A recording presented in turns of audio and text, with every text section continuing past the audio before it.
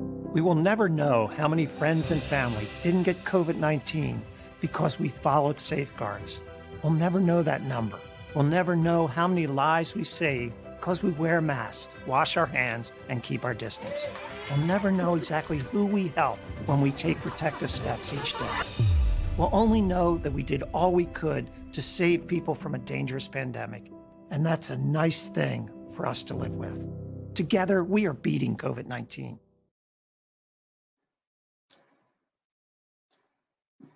Hello, everyone. Welcome to Telling Your Health Story. I'm Charlotte Sutton, Assistant Managing Editor for Health and Business here at the Philadelphia Inquirer, and I'm so pleased you're here with us.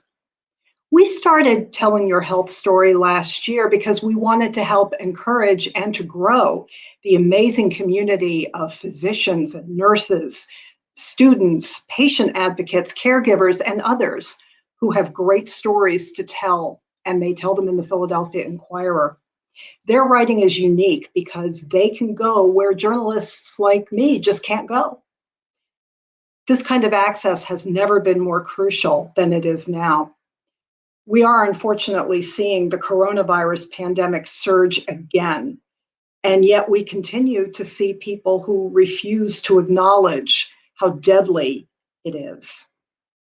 Nurses and doctors who know what it is to care for desperately ill COVID patients can break through that kind of denial with powerful, detailed stories. So can people who survive COVID-19. And you will be hearing all those perspectives during this two-day conference. Those of you who were at Telling Your Health Story last year when we were all together in one big room at the Lowe's Hotel in Center City know that there's an obvious way in which this year's conference is different. Being virtual is never the same as being in person. But in some ways, I think you'll find that this year's conference is even better than last year's. Why? Because this is a community of writers that really knows how to communicate. You told us what you liked best about last year's conference, and we use that information to build this year's program. So what you're going to find is that we'll have more writing and storytelling workshops with more practical advice to help you make your writing and your storytelling as powerful as they can be. We'll also be having more panel discussions on the very most important health stories of our day and how to tell those stories. So yes, of course, we will be talking about coronavirus, but we'll also be talking about the pandemic that Philadelphia continues to face and faced long before, and that is, of course, the opioid crisis. And we'll also be talking about the issues of inequity and poverty that these pandemics have brought to the forefront in a way more visceral and more undeniable than ever before. These are all what the public health experts call the social determinants of health. And I think what we all know here is that these are all factors that matter so much more to a community's well-being than the latest sexy drug or procedure. These are the things that really matter the most for our community. I want you all to get as much as you possibly can out of these sessions. So please do the writing exercises. We'll have several over the course of the 2 days. As we all know, writing is not a spectator sport. Whether you come up with an article that you want to submit for publication in the Inquirer, or maybe something that you would like to share at our Story Slam tomorrow that will close out this conference, or maybe you just want to keep your writing entirely to yourself, the main thing is to write. And the other great thing about this year is you don't have to worry about taking tons of notes because this entire conference is being recorded and everyone who's here now is going to have access to those recordings. So if you ever want to get a refresher from one of our awesome speakers, it'll be right there for you. To ask questions, to make comments, to share samples of your writing, scroll down and click on View Comments to submit your remarks. The other important thing that I need to point out to everyone is that we are going to have a 15-minute break between each session, so you can go and do whatever it is you need to do. But we will be starting precisely on time, so please be back and ready to go for the next panel. I want to thank our presenting sponsor, Independence Blue Cross, and our co-sponsor, the Robert Wood Johnson Foundation. Their generosity not only makes this program possible, but it also supports the work of Inquirer journalists who report on health and healthcare. And quite honestly, right now, that is every single person in the newsroom. I'd also like to recognize the folks who are joining us from Inspire.com, which is an amazing community of literally, I think, well over 2 million people now who find hope and healing in condition-specific groups of peers who know exactly what they're going through.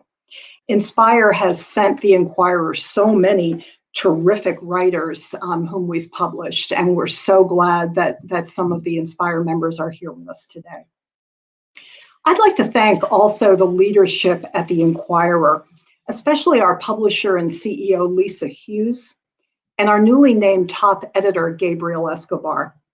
Believe me, a newsroom doesn't get to do this kind of a community program, especially during a worldwide pandemic, a national racial reckoning, an economic meltdown, and, oh yes, a pretty major political issue that's been going on.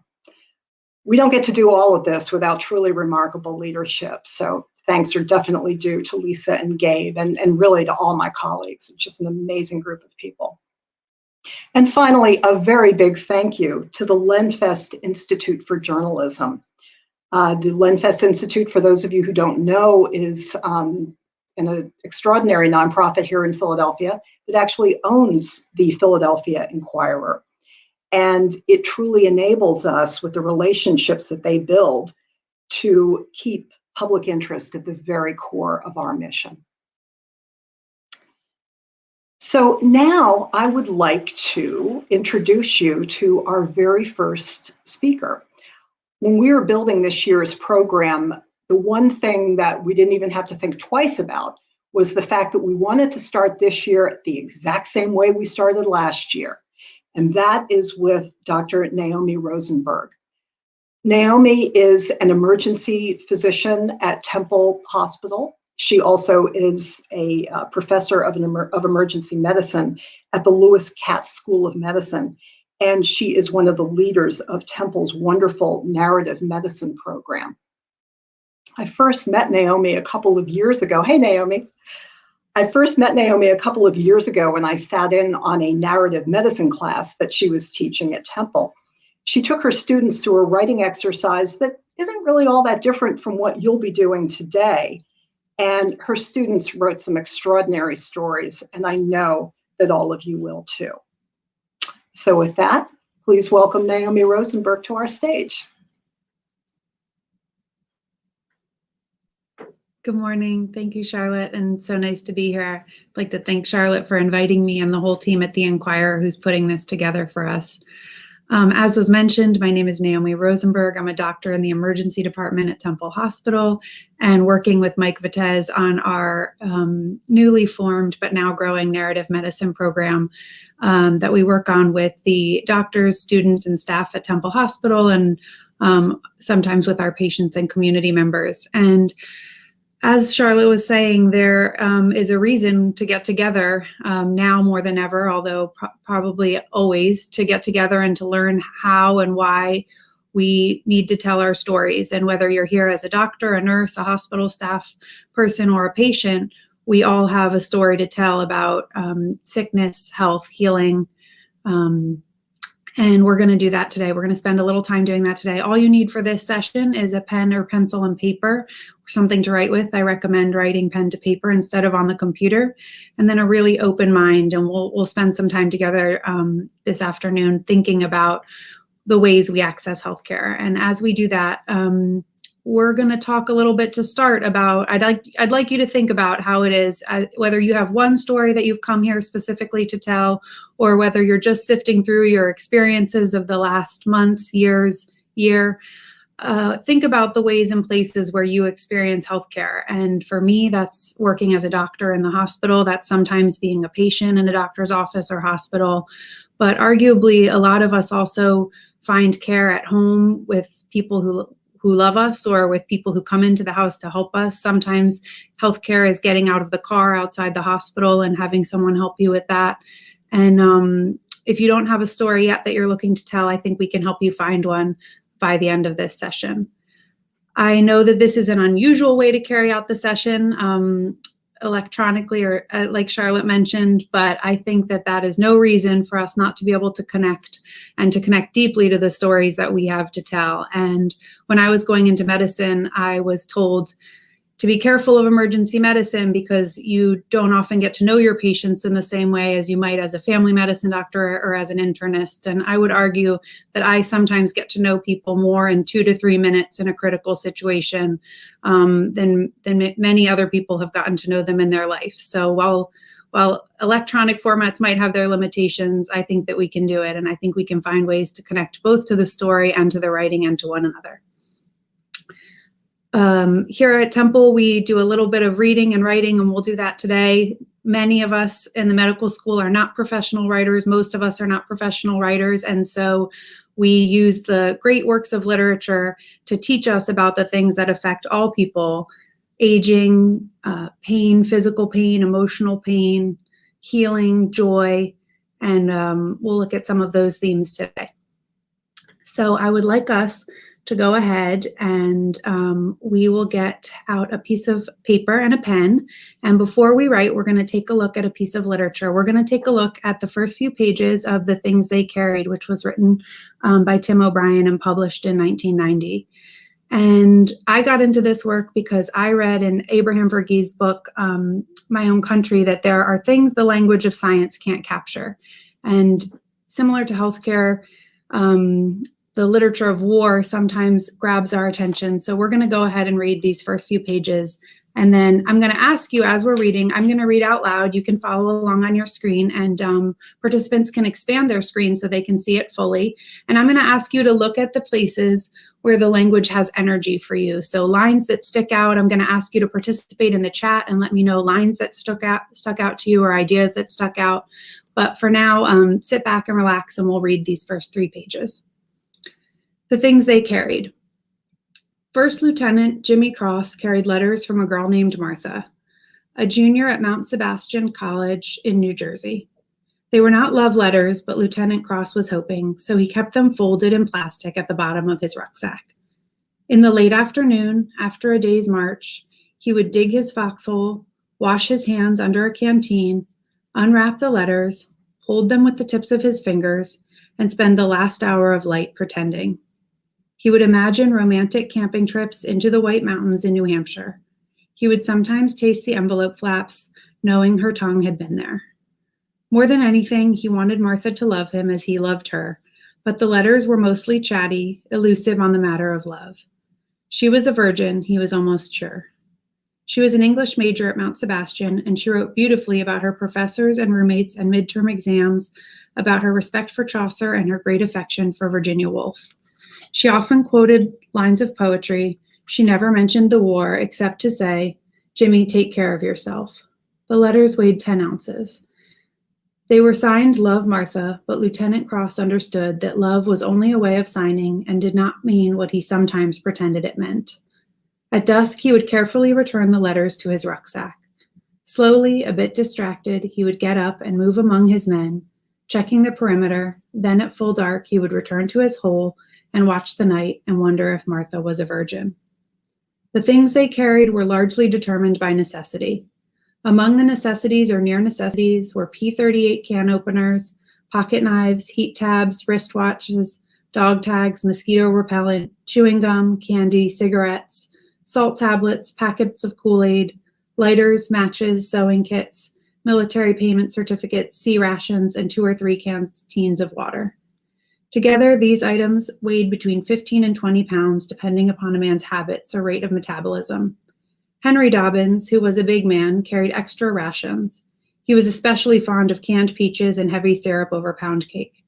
Dave Jensen, who practiced field hygiene, carried a toothbrush, dental floss, and several hotel-sized bars of soap he'd stolen on R&R in Sydney, Australia. Ted Lavender, who was scared, carried tranquilizers until he was shot in the head outside the village of Tankey in mid-April. By necessity and because it was SOP, they all carried steel helmets that weighed 5 pounds, including the liner and camouflage cover. They carried the standard fatigue jackets and trousers. Very few carried underwear. On their feet, they carried jungle boots, 2.1 pounds, and Dave Jensen carried 3 pairs of socks and a can of Dr. Scholl's foot powder as a precaution against trench foot. Until he was shot, Ted Lavender carried 6 or 7 ounces of premium dope, which for him was a necessity. Mitchell Sanders, the RTO, carried condoms. Norman Boker carried a diary. Rat Kiley carried comic books. Kiowa, a devout Baptist, carried an illustrated New Testament that had been presented to him by his father, who taught Sunday school in Oklahoma City, Oklahoma. As a hedge against bad times, however, Kiowa also carried his grandmother's distrust of the white man, his grandfather's old hunting hatchet. Necessity dictated. Because the land was mined and booby-trapped, it was SOP for each man to carry a steel-centered, nylon-covered flak jacket, which weighed 6.7 pounds, but which on hot days seemed much heavier. Because you could die so quickly, each man carried at least one large compress bandage, usually in the helmet band for easy access.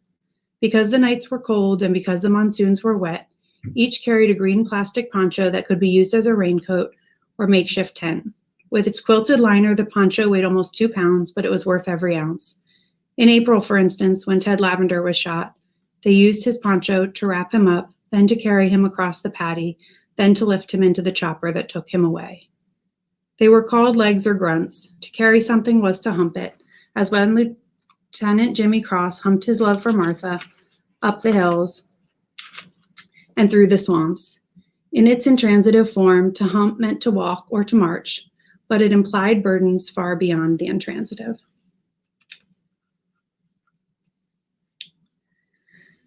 So I'll ask for some crowd participation and for folks to comment in the comments section if there was anything that stuck out to you about this reading. And again, because I'm used to teaching medical students who are often far away from their last English class in high school or at the beginning of college, one way we get at it is to think about lines or characters which stood out to us or parts of the story which stood out to us and had energy for us. And each person will have something different that stuck out to them. But I'm wondering what it is that stuck out to you. So you can go ahead and comment in the comment section or in the chat.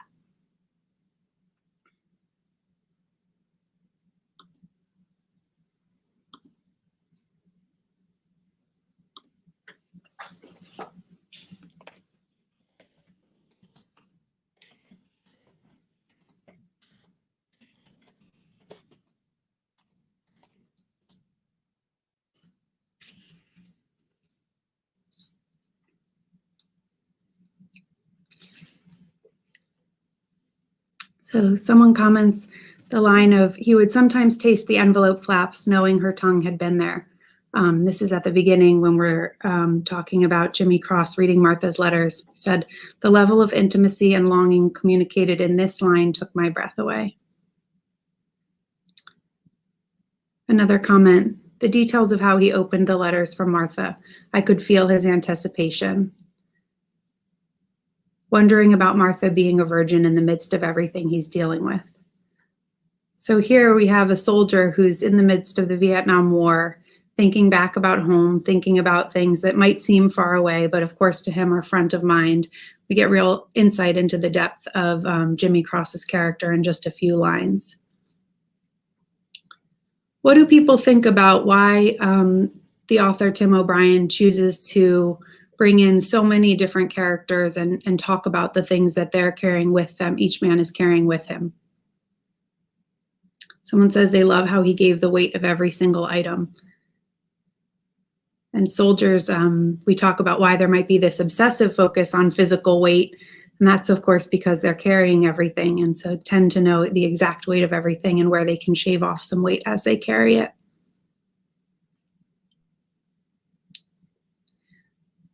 Someone else writes, what do each of us carry with us as we approach death? And perhaps not even just as we approach death, but as we move through life. What is it? What are the things that we carry with us?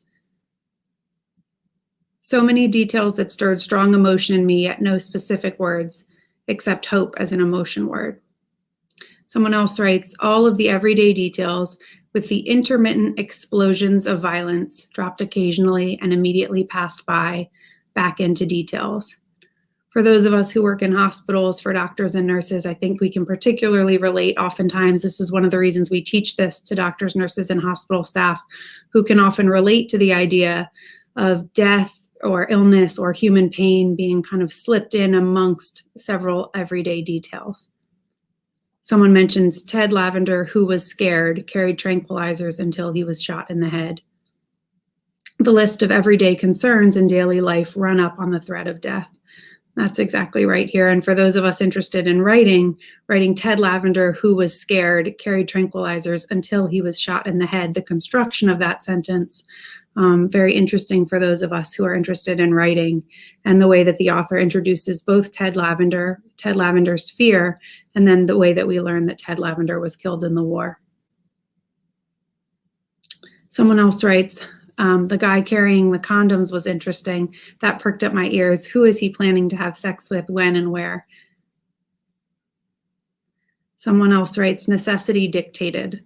That stood out to them. And of course, that's here again in the language of war. And for example, one of the lines, Henry Dobbins, who was a big man, carried extra rations. He was especially fond of canned peaches and heavy syrup over pound cake. So for Henry Dobbins, necessity was extra canned peaches and syrup. And again, for those of us interested in writing, I was taught when I was learning to write, never say tree, say oak tree. Don't say she liked fruit, say she liked canned peaches and heavy syrup. And that really, those specific details as we write, give readers much more insight into the characters that we're trying to explain to them. Someone writes, the contrast between canned peaches and heavy syrup over pound cake and the steel helmets that weighed 5 pounds. So again, talking here, learning about what it is each character is carrying with them and chooses to bring with them. Someone else writes, each of us have our own essentials for living. That's exactly right. Someone else writes, I notice how we are given the bare necessities to make it through, but we also have unique items, feelings, and experiences we carry with us as well. And that's exactly right. And so let's think a little bit, why might this, I mentioned one of the readings, but why might I choose this reading in a Telling Your Healthcare story, in a Telling Your Health story? Why might we be talking about this story in particular? And as I wait for the comments, I'll say that the quote that I was beginning to tell you all is from Abraham Verghese' My Own Country. And he wrote about the AIDS epidemic in the South, when he first started working in medicine. And one of the things he wrote was, the language of science could not begin to capture this phenomenon. The language of science did not begin to capture the heartache of the family, the tragic voyage of the patient, and my own grief at seeing this again and again. He was talking again about starting to treat AIDS patients in the South during the AIDS epidemic in the United States. But of course, many of us can relate to this idea that there is something the language of science cannot capture. And especially when it comes to health and healthcare, there's something missing when we try to tell our stories in the language of science.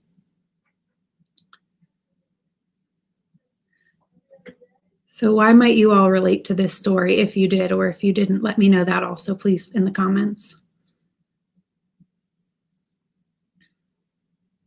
Someone writes that they really relate to the hope that was held by treasuring items of the past in the letters.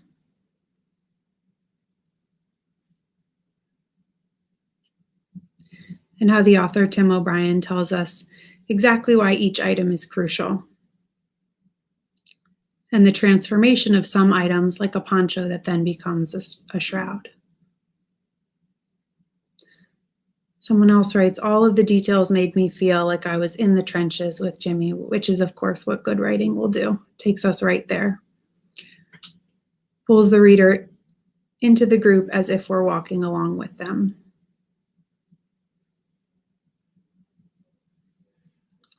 Someone writes, it makes me think of how I pack when going to Jefferson for surgery. Good. So connecting it back to our own experiences, again, those of us, whether providers or patients of the healthcare system. Someone else writes, we carry the weight of our healthcare experiences personally and as a community. It's a way to start by talking about the things we carry, the things in our environment, little details. The big picture is hard to describe when we start from emotional impact. I think that's exactly right. Tim O'Brien here is capturing the Vietnam War by taking us into the trenches with the men who are there and letting us get to know them. If he tried to describe Ted Lavender's fear or the distrust of some of the soldiers, he might lose us in kind of grandiose ideas that are hard to describe. But by taking us in the writing straight into the details of each of the characters, we learn immediately what each one is grappling with. And then we can see the side-by-side juxtaposition of the physical items that they're carrying along with the emotional or psychological burdens that they're bearing.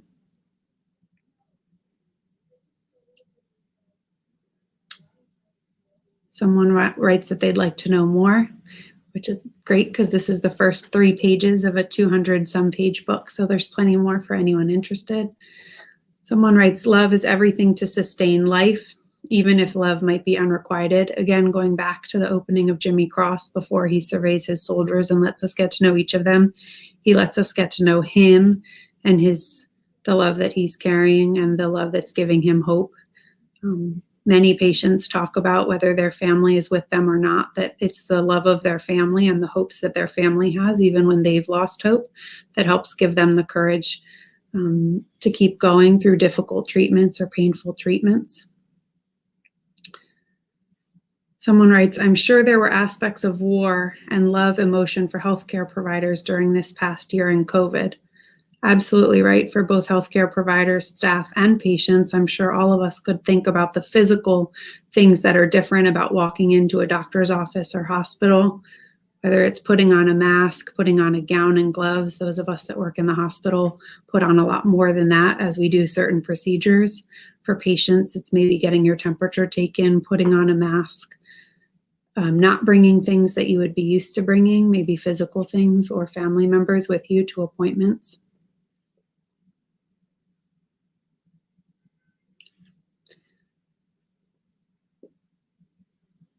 Someone writes, it reminds me of my coworkers and what we carry as we go into each shift. And that's exactly right. And we do this with medical students, doctors and nurses in the hospital to kind of get us thinking about exactly what it is that we carry. Again, physically, what it is that we bring with us. This gives us a jumping off point to describe our day-to-day lives as we come to work. And then the things that we and our coworkers and our patients might bring with them as they come in to join us. I'd like to talk a minute about this story. So Tim O'Brien wrote this book. I mentioned it was published in 1990, which is, of course, 15 years after the end of the Vietnam War. He served for a year in 1969.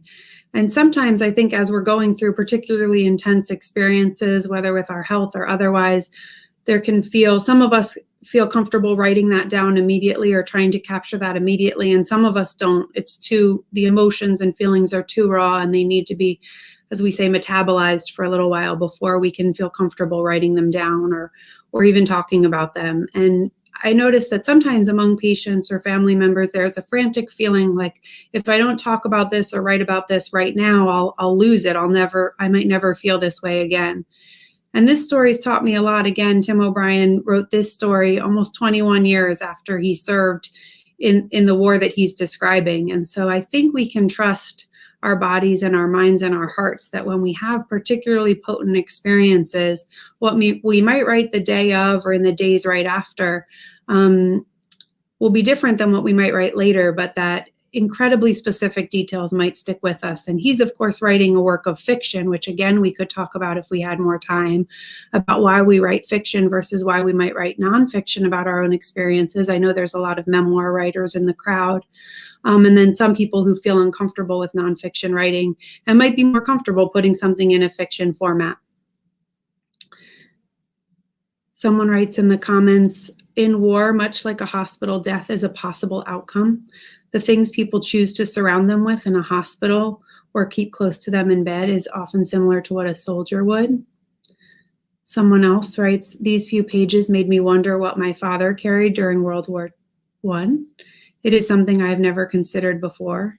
He is now deceased, so I'll never know, I will imagine. Someone else writes, life is often so fast-paced we fail to recognize in those instances that there are far more complexities that go beyond the physical. People are complex. Absolutely. So I'm going to go ahead and I'm going to read part of that paragraph again about the soldiers and the things they carried as a way to get us all again thinking. Now we kind of know where we are and where we're headed. I'm going to read it again, and then we'll get to writing ourselves. So again, I'm going to read the paragraph about the soldiers and the things they specifically carried. The things they carried were largely determined by necessity. Among the necessity or near necessities were P38 can openers, pocket knives, heat tabs, wristwatches, dog tags, mosquito repellent, chewing gum, candy, cigarettes, salt tablets, packets of Kool-Aid, lighters, matches, sewing kits, military payment certificates, sea rations, and 2 or 3 canteens of water. Together, these items weighed between 15 and 20 pounds, depending on a man's habits or rate of metabolism. Henry Dobbins, who was a big man, carried extra rations. He was especially fond of canned peaches and heavy syrup over pound cake. Dave Jensen, who practiced field hygiene, carried a toothbrush, dental floss, and several hotel-sized bars of soap he'd stolen on R&R in Sydney, Australia. Ted Lavender, who was scared, carried tranquilizers until he was shot in the head outside the village of Tankey in mid-April. By necessity and because it was SOP, they all carried steel helmets that weighed 5 pounds, including the liner and camouflage cover. They carried the standard fatigue jackets and trousers. Very few carried underwear. On their feet, they carried jungle boots, 2.1 pounds, and Dave Jensen carried 3 pairs of socks and a can of Dr. Scholl's foot powder as a precaution against trench foot. Until he was shot, Ted Lavender carried 6 or 7 ounces of premium dope, which for him was a necessity. Mitchell Sanders, the RTO, carried condoms. Norman Bowker carried a diary. Rat Kiley carried comic books. Kiowa, a devout Baptist, carried an illustrated New Testament that had been presented to him by his father, who taught Sunday school in Oklahoma City, Oklahoma. As a hedge against bad times, however, Kiowa also carried his grandmother's distrust of the white man, his grandfather's old hunting hatchet. Necessity dictated. Because the land was mined and booby-trapped, it was SOP for each man to carry a steel-centered, nylon-covered flak jacket which weighed 6.7 pounds, but which on hot days seemed much heavier.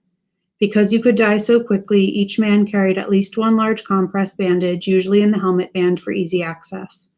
Because the nights were cold and because the monsoons were wet, each carried a green plastic poncho that could be used as a raincoat or ground sheet or makeshift tent. With its quilted liner, the poncho weighed almost 2 pounds, but it was worth every ounce. In April, for instance, when Ted Lavender was shot, they used his poncho to wrap him up, then to carry him across the paddy, then to lift him into the chopper that took him away.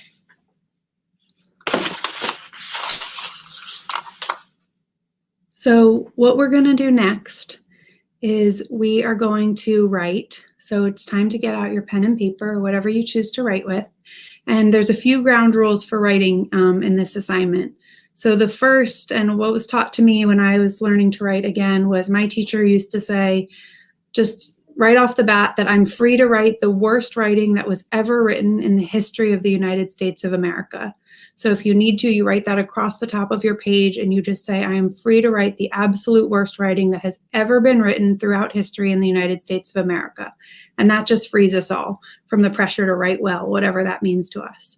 And instead, we just write freely. And so I'll ask that you put pen to paper and that you try to keep your pen moving for the whole time, even if you think you have nothing to say. Don't worry about editing. Don't worry about crossing out or making changes. There's plenty of time for that later, but really use the next several minutes as a way to just let your brain go and to get your thoughts or feelings on paper.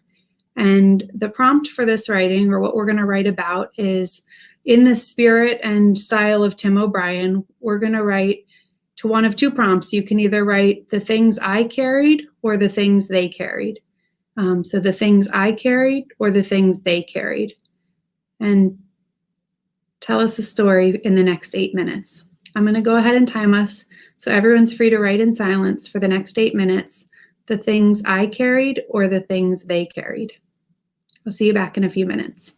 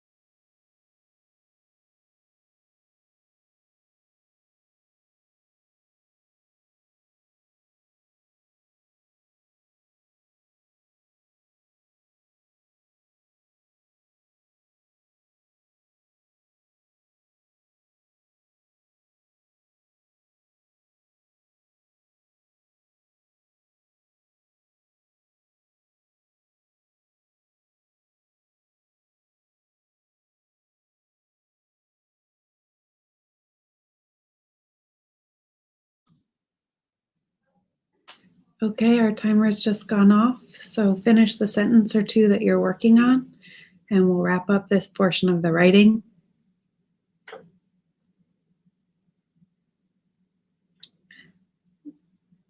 Great. So normally I would ask if we were all in a big room together, for those of you who enjoyed this to raise your hands, for those of you who hated it to raise your hands, and for those of you who thought you'd hate it but ended up enjoying it to also raise your hands. And that last group is the one that I feel the most pride in and happy about.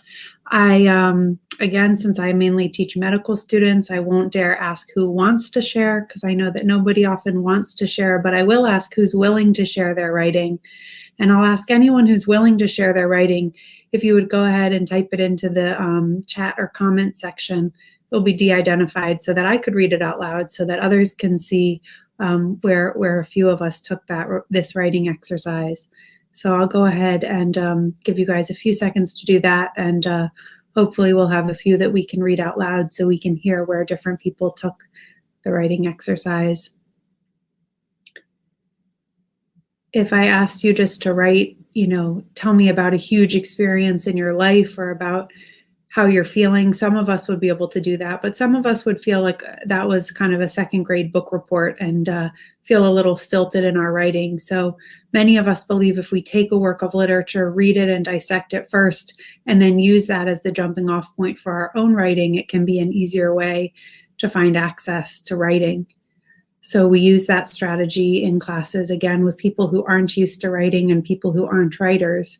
And for those of you who are interested, we have other different prompts and pieces of writing that we use, poems, short stories, that we can use to get at different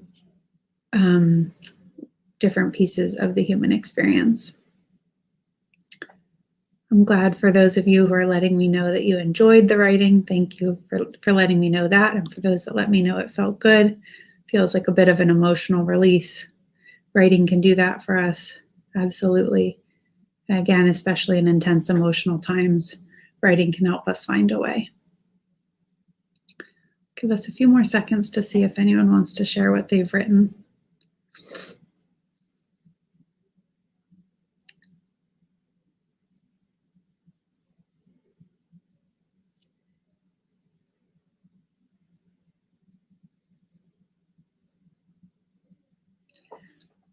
While we wait for that, I'll also let you know that we're going to also have a period of time for question and answer. So if anyone has any questions and they'd like to put those in the chat or the comments, I'll go ahead and answer any questions anyone has about what we're doing today or what we do and what we might use this work for.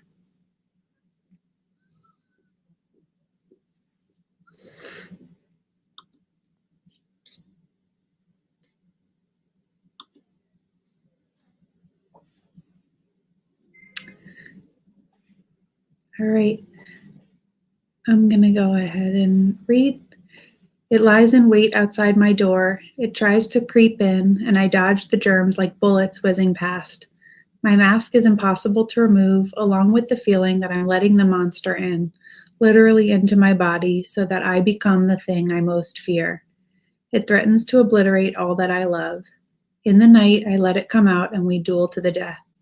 I wake triumphant each morning and set myself up for battle once more with the rising sun. I breathe, I shield, I mask, lying in wait for it. Thank you for sharing that. I'll read another one. As promised, I'm de-identifying them, but that's not in any way to take away the credit from the writer. Ed had been a tax attorney for 30 years in Manhattan, commuting daily from New Rochelle for the last 10. He was comfortable with the train, but this ride felt very different. For starters, it may be a one-way ride, and his wife, Laura, was alongside for this trip. Laura was a nurse, so besides having her emotional support, she would be able to interpret. Laura insisted they drive to Sloan Kettering, but Ed was worried that she'd have to drive home by herself. And for Laura, a nervous driver, that one got cut, but we see someone taking the, whether true or fictionalized, the fictionalized approach of telling us a story. and getting us right there with them onto the train and letting us know a little bit about their fear and their comfort in having his wife alongside for the trip. A separate writer writes, "Things I carried to Jefferson, February 2018. My own deodorant as advised, dental floss though I didn't use it, basically packed as if I were going to a hotel for a few days and not making a permanent move or visiting a friend. Clean underwear and one clean sock, knowing I'd be leaving on one leg after entering on two." Thank you very much for sharing that with us.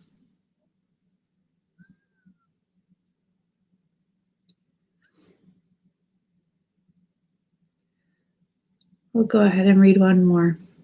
"He was a good man, born in the 20s and raised in a small western PA steel town. Bob grew up at his home with his mother and brother. His dad was long gone, not dead you see, but gone. He left soon after Bob was born.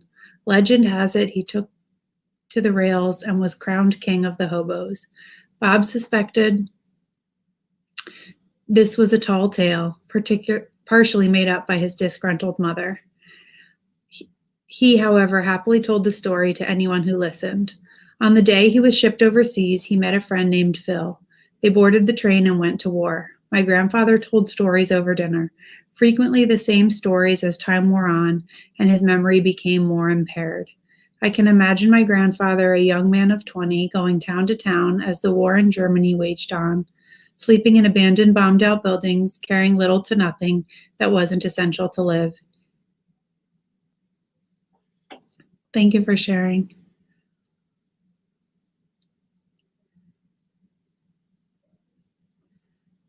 I'm going to go ahead and open it up to questions from the audience. And as I wait for questions to come in, I'm going to ask that we put up, actually, I'll wait. I'll see if there's any questions first, and then I'll close us out with one more reading. Anyone have any questions or comments about what we've just done?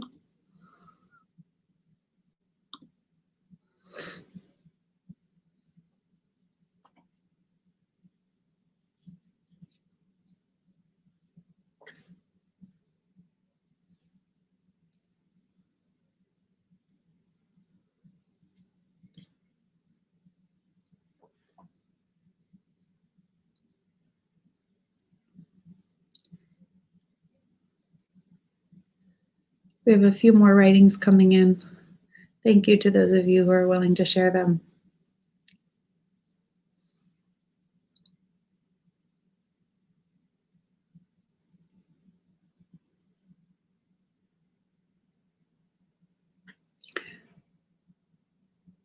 I'll go ahead and read one more while we wait for any questions. My backpack carries 2 loving parents and a very secure childhood. Notice I didn't say happy. Sometimes love and safety are not enough to save us from a world of hurt. That early hurt retreated for many years until it came slam bam back. With each bit of popcorn, I felt a zap across my feet, but I wanted to eat it. I had been working all day and needed a snack as I sat to complete the follow-up paperwork. It was warm and salty and filling, but no, the zap, zap, zap took me to my feet. Great, so great use of until it came slam bam back and zap, zap, zap took me to my feet. Great writing techniques there. Someone wrote a question. You mentioned you had additional prompts. Can you let us know where to access them? I can. We are just putting together a reading list and a list of writing prompts. So I will make sure that my email address is available for anyone interested. I can talk to you. I can email you a little bit more about what we're working on and putting some reader's guides and some writing guides together for people who are interested, especially as relates to experiences in healthcare as both a patient or as a provider.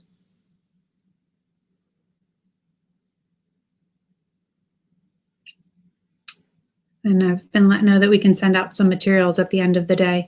So I'll share with you the writings we've done here, as well as 1 or 2 others. The one we used last year with a similar prompt and something else.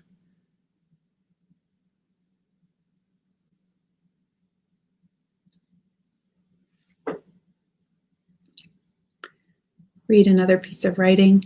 I carry knowledge that's incomplete, learned in bits and pieces, flurries and marathons, which frequently seems to disappear just when I need it most.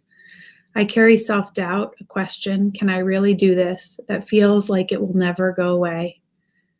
I carry my delusions that I will be the one doctor who got through to that difficult patient. I carry my love, my fear, my hope. Thank you.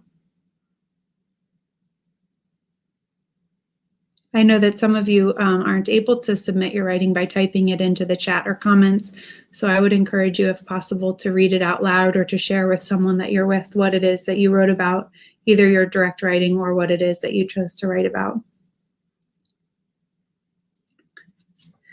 And as we get ready to close this session, I'll leave the chat open for questions. But I wanted to, as I know you guys are just getting ready to head into the next 2 days of listening, thinking, reading, and writing, I wanted to share with you one more piece. This is about, so we both in our work, we read works of literature, and then we also read about writing and learn how to write. And this is a piece by one of my writing teachers, Natalie Goldberg, who wrote the famous book, Writing Down the Bones, for those of you interested in writing. She wrote several other things. And she wrote this piece. It's a short piece called Let Yourself Listen. So this is my invitation to you all for the next 2 days of this conference and beyond, is to really give yourself the chance and let yourself listen. Let yourself listen. One of the simplest and smartest things I ever learned about writing is the importance of a sense of direction. Writing is about getting something down, not about thinking something up. Whenever I strive to think something up, writing becomes something I must stretch to achieve. It becomes loftier than I am, perhaps even something so lofty it is beyond my grasp. When I am trying to think something up, I am straining.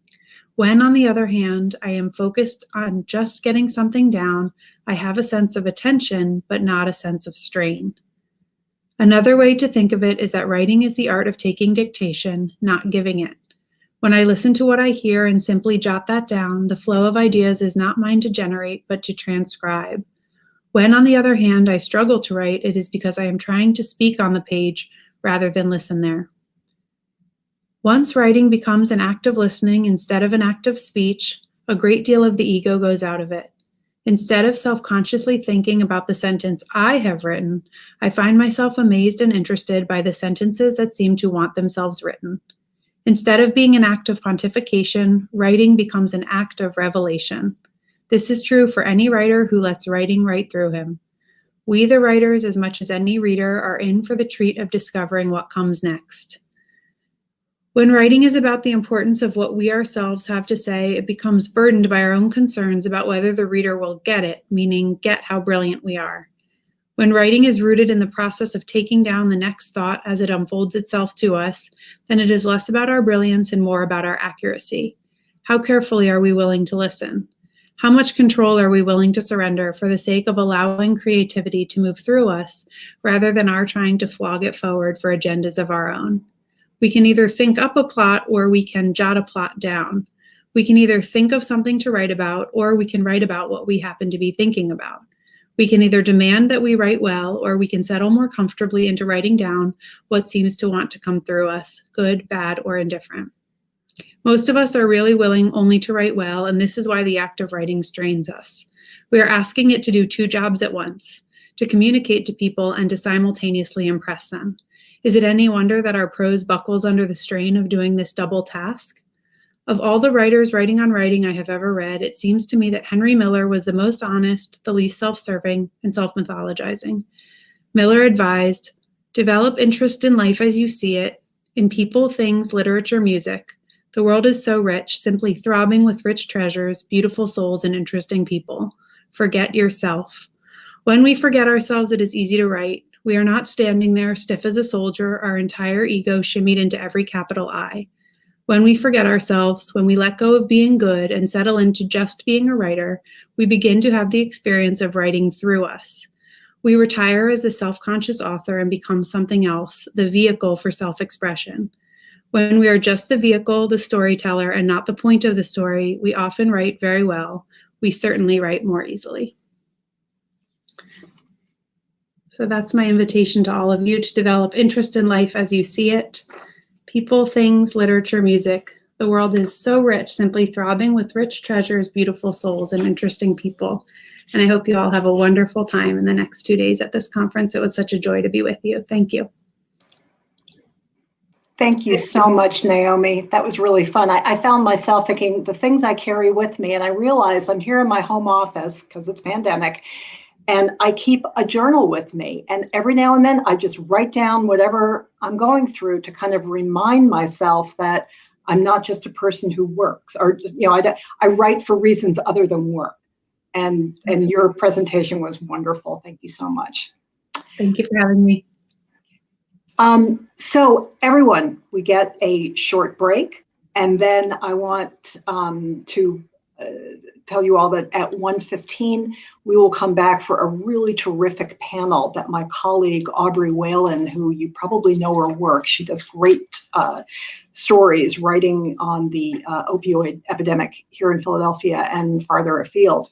She has a wonderful group of panelists who will be talking about what they're seeing on the front lines of the opioid crisis here in Philadelphia. So we will see you at 1:15 promptly. Thank you.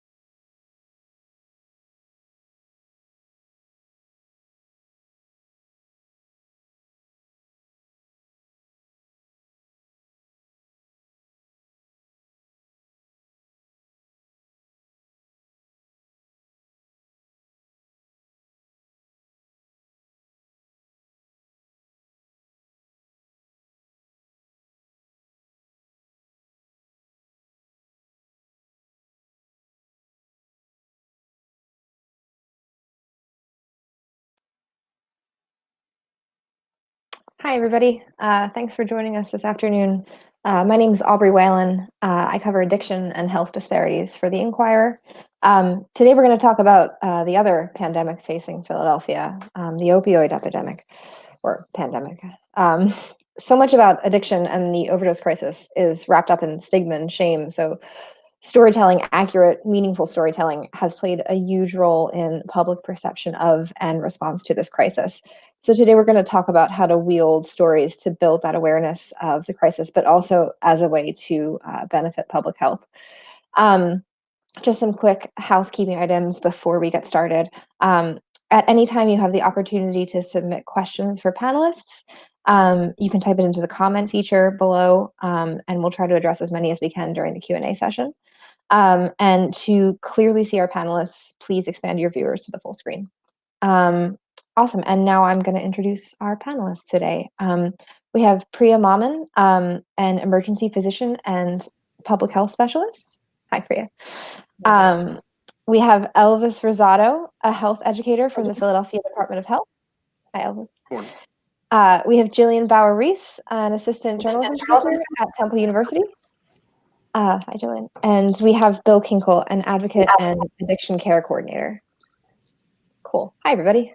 Thanks for doing this with us. So I was hoping we could start off if you would just take a quick minute or so to tell everybody about yourself and your connection to the opioid crisis, the overdose crisis, and then we can go from there. Priya, do you want to start? Sure. So hello, everyone. Thanks for joining this afternoon.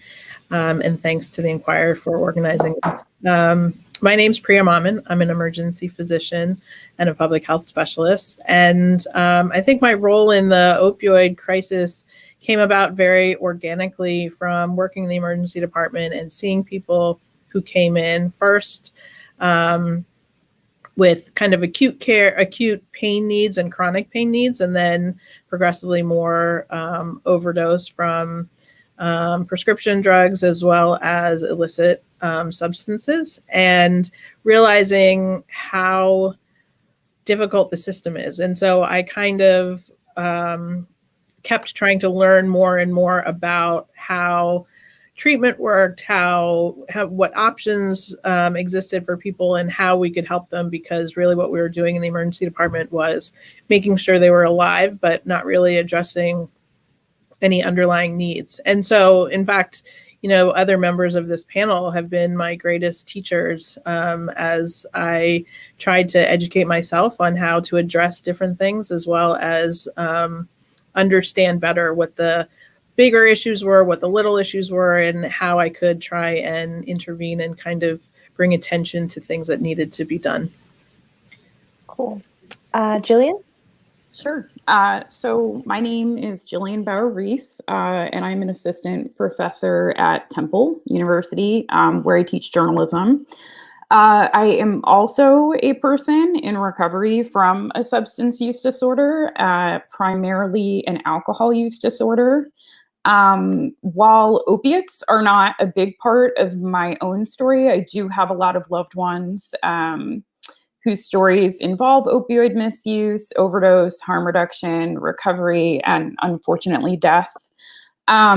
Just to give you, because we're talking about storytelling here, I'll give you a quick overview of, 3 projects that I have worked on that intersect with addiction and also the overdose crisis.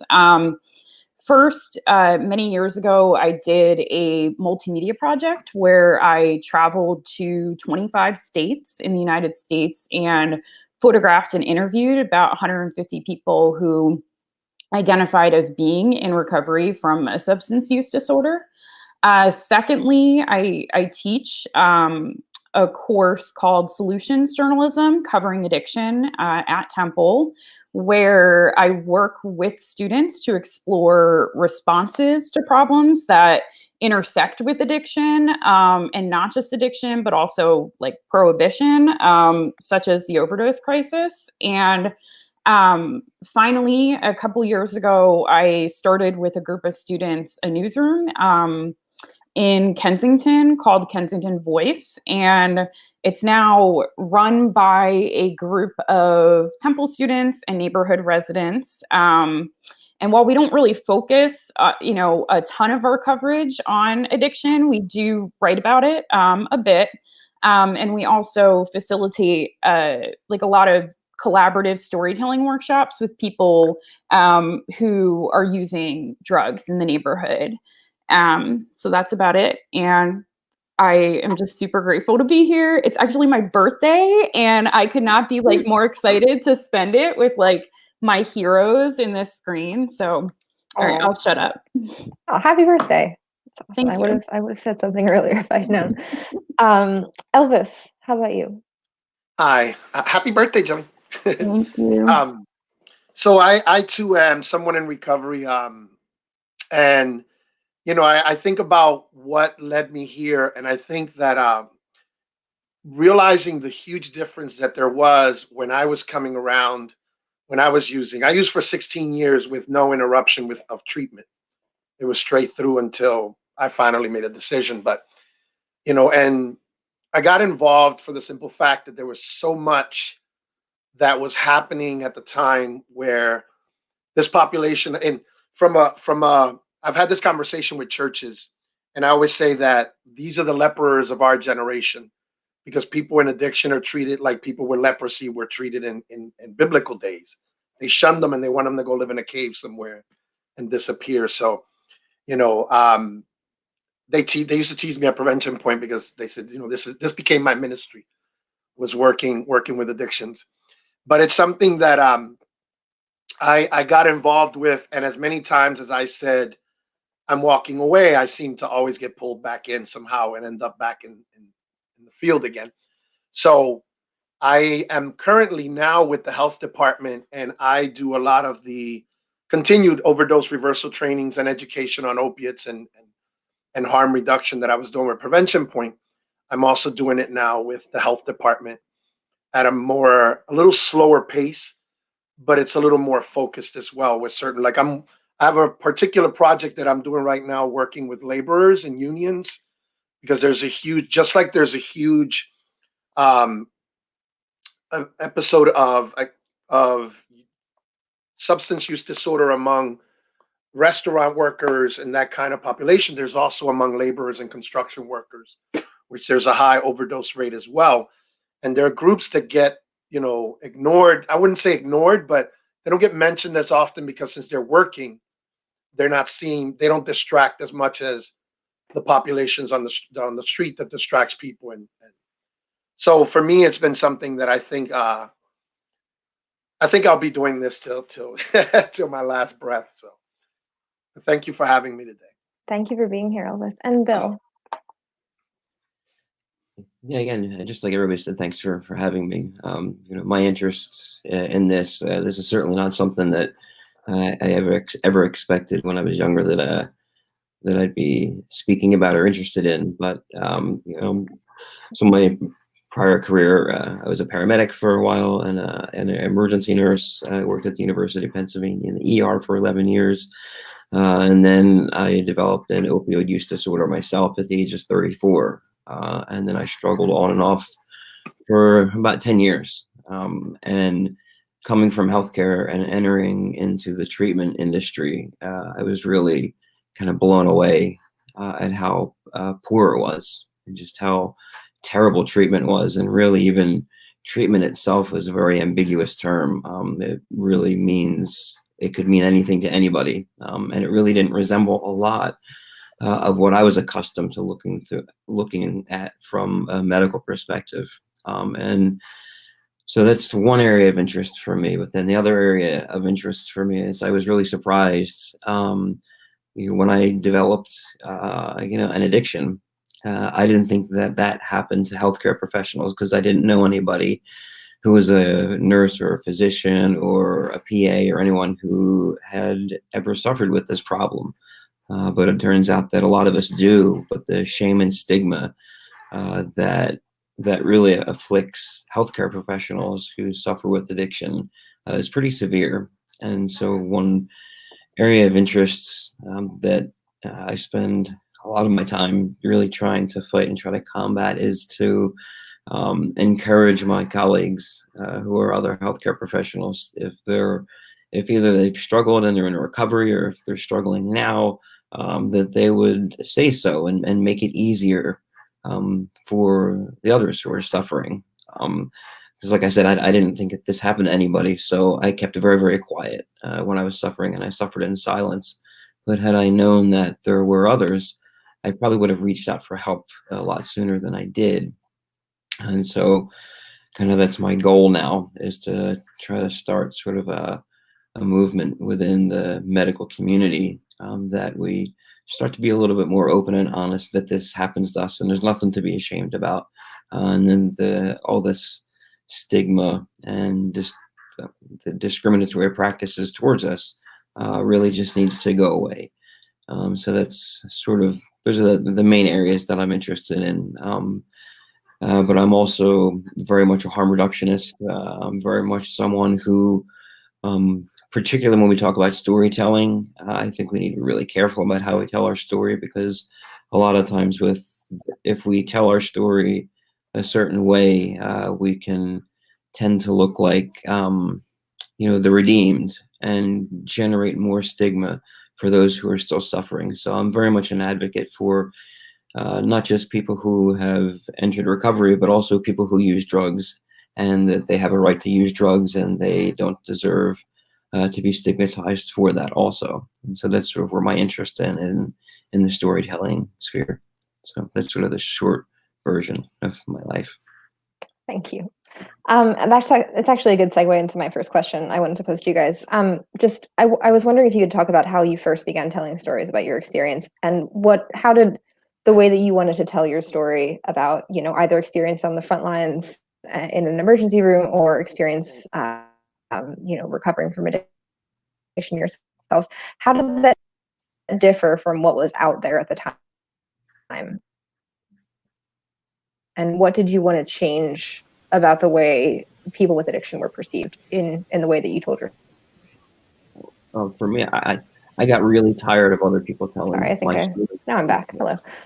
Did you guys hear that? Yes. We did, yeah. I just said, for me, I got really tired of other people telling my story. Yeah, we're doing okay. Sorry, my.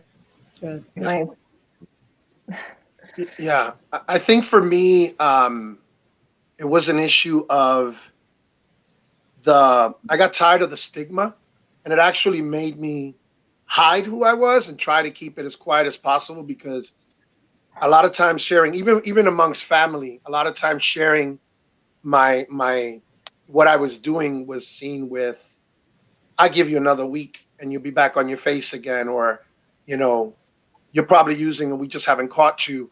And it was a constant for the first 4 years, almost 5 years, of trying to convince people that I was somebody different.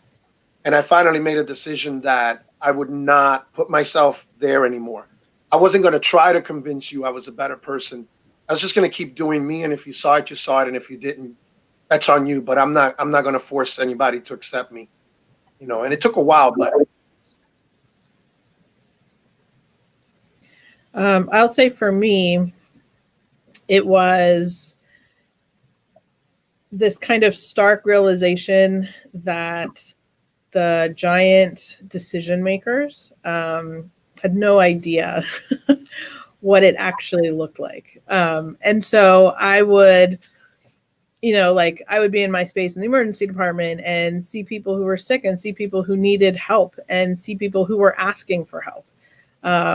And be so limited in what I could offer them. And it was very, very frustrating and really scary as someone who had just seen someone in a near-death experience and helped them through that, and then not being able to really give them any true support, and help. And then having those discussions at larger tables, expecting that all the people at those larger tables were experts, and then realizing like, oh, you are not the expert in a way that I would hope you to be, or you don't have the kind of either personal experience or data-driven approach, or the data is, from this 50,000 foot view.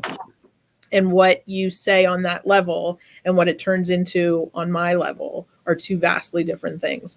And so I think Elvis alluded to, it's easy to kind of have a stereotype of what people who use drugs look like. And what I was seeing is that no, like the people that I'm seeing don't look like that at all, and they all need help. And this idea that there is a type and there is this specific population not only propagates stigma, but it makes it so that everybody else who might have inclinations of I need help, or might have inclinations of I'm ready to turn somewhere else, feel like it's not for them. The picture that has been painted, they don't feel included in that. And so they may or may not recognize it in the same way, but certainly it does not help their safety and sense of self, even, to have this very stigmatized, almost unilateral view of what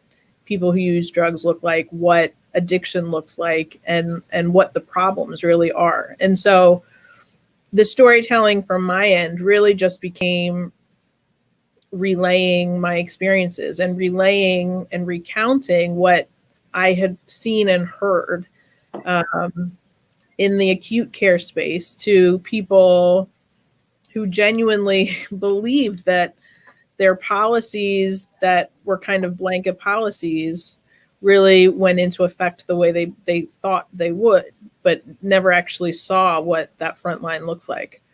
And it was just kind of like that. At the end of the day, it's, it's portraying humanity as opposed to statistics. And that comes through the stories that we tell, or what being able to show other people what we see in a way that is meaningful to them.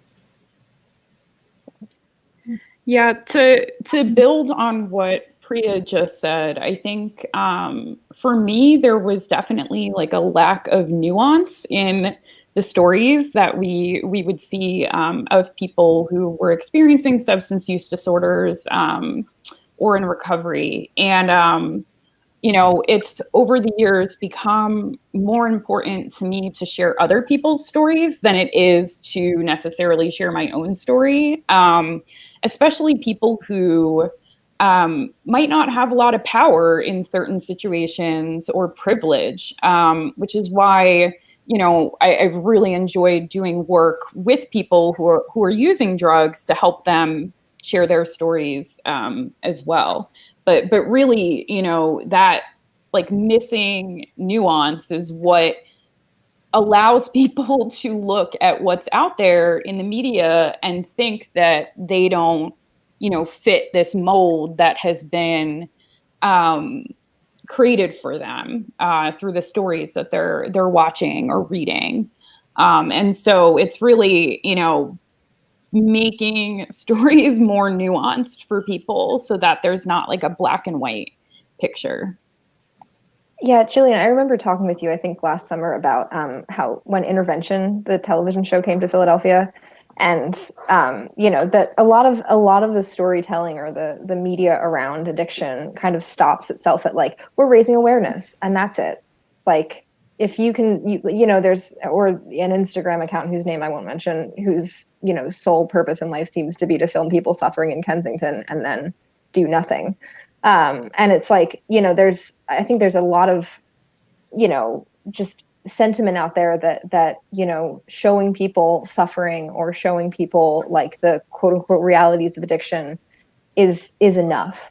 And I was wondering if you could talk a bit about, and most of you have mentioned this, that like, the flaws in the current storytelling and some of like the pitfalls that you face, like talking about these issues and how you avoid, kind of the mistakes that have been made in the past.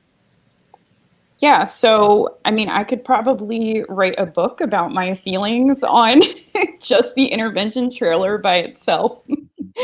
um, but I think, I mean, number one huge pitfall is that stories are very white, often very white, and we saw that in the intervention trailer specifically, where they would be filming on a block where I've worked, and it was all, they would just show white people. There were no people of color using drugs.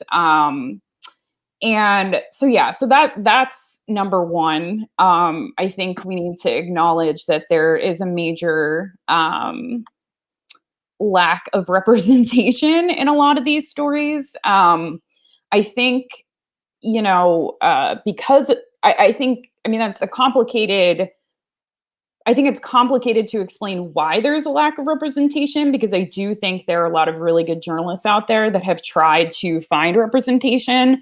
But because of the stigma that's attached to it, I do think that some communities, in my experience, are less likely to open up publicly because of how it might impact them. Whereas I can sit here as, a middle-aged white lady who's like in the middle class and share my story. I mean, I have a job that's not going to fire me for having a substance use disorder, or being in recovery from one. And so I think, the number one thing for me right now is like really bridging that like gap in representation, so that the data is like driving who we're selecting to tell stories, instead of, looking for the kid from, Upper Darby who is going down to Kensington Avenue to use. I mean, he exists, right? But so do many other people, and there's much more nuance to it than that.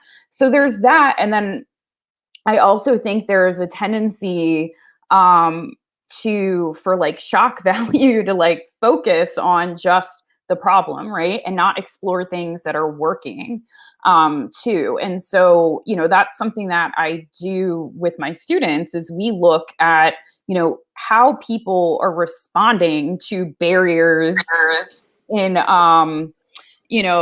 barriers to addiction treatment, so that we can focus on things that are working, or things that people are trying that might not necessarily be working, but maybe open us up to like some more solutions that we might be able to try. But yeah, so those are my two big things, like lack of solutions and lack of representation in stories. Yeah, Elvis, especially, working for years in Kensington, a neighborhood that really tends to be stigmatized by a lot of outside media and occasionally inside media. Like, what is it like to like, how do you parse like the stories that people tell about the neighborhood, and the stories that you tell about the neighborhood, and how does, and I would love to hear you talk a little bit about the points Jillian was bringing up on representation in these stories as well. I mean, I agree. I think that and I think that because it's been predominantly white, it also gives to that stigma, because it's part stigma as well in a sense, but that it's all because it affected rich white kids. Now they're making a big deal about it, and now the story's important. But there's a lot of poor white kids out there too that didn't come from affluent families who suffered in this pandemic as well.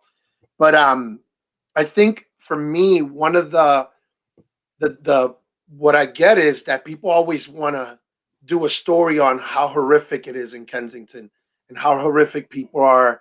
And one of the things I hear a lot from certain providers or certain people that are in positions of assisting or helping these individuals is, oh, these individuals don't want treatment.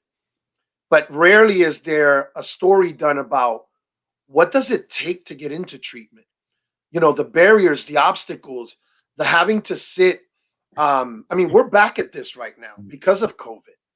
Like, there's programs that were designed to help people so they didn't have to sit in an assessment place for 8 to 12 hours to hear, oh, your address doesn't match, or your insurance is expired, or this, we can't help you. And it took 12 hours for somebody to come and say that to them.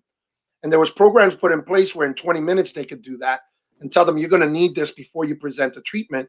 And as a result of COVID, everybody is on hold now.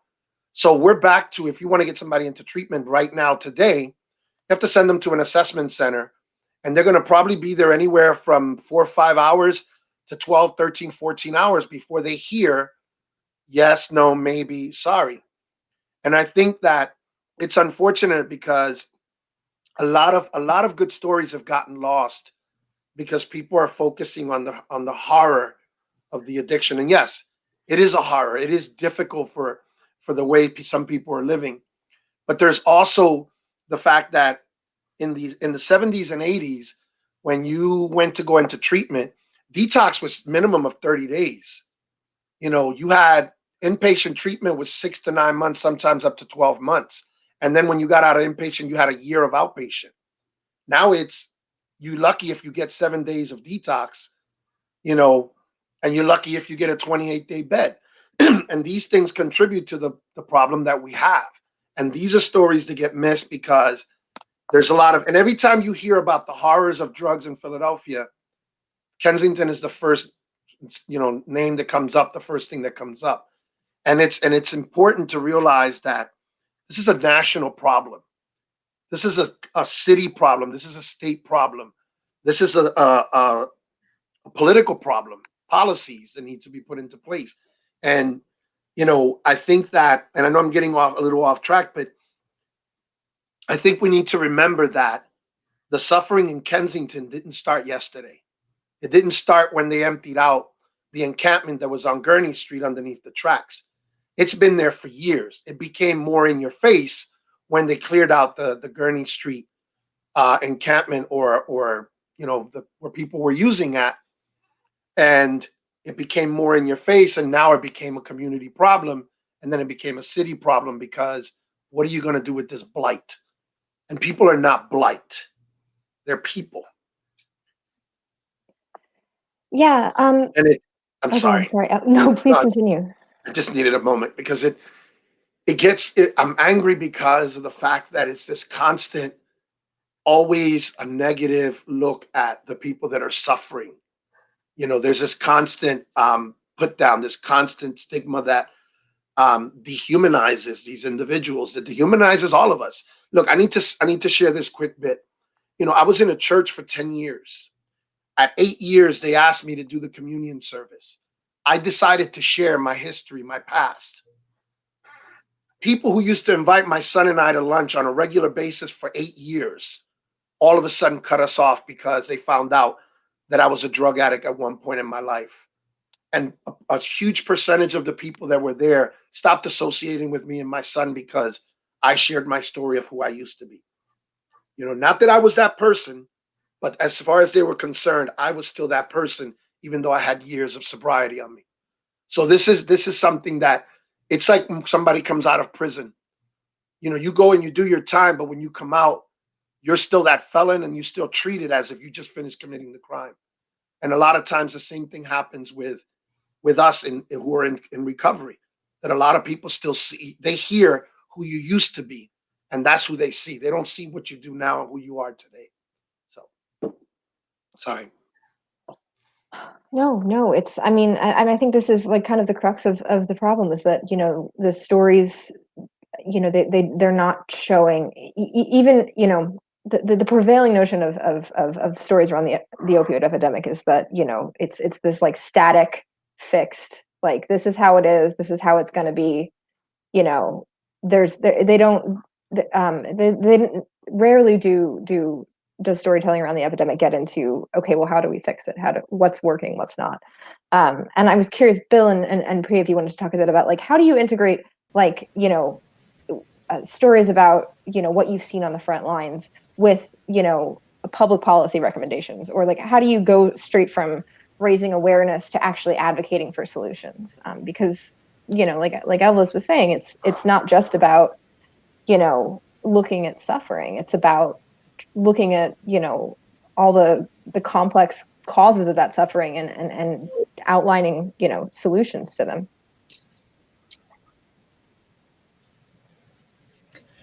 I think that has been, for me, the bulk of my efforts, at least my intentions, is to kind of, when I say, like recount and relay what I see and hear to people who can make the decisions. It's one of those things of exactly what Elvis and Julian both mentioned, like that there is not one picture, and there is not, you can't divorce it from the context in which it develops. You can't divorce it from the context of Philadelphia and different communities. And you can't say there's one way to solve this and that's going to work for every single person, because I live and used to work in South Philly.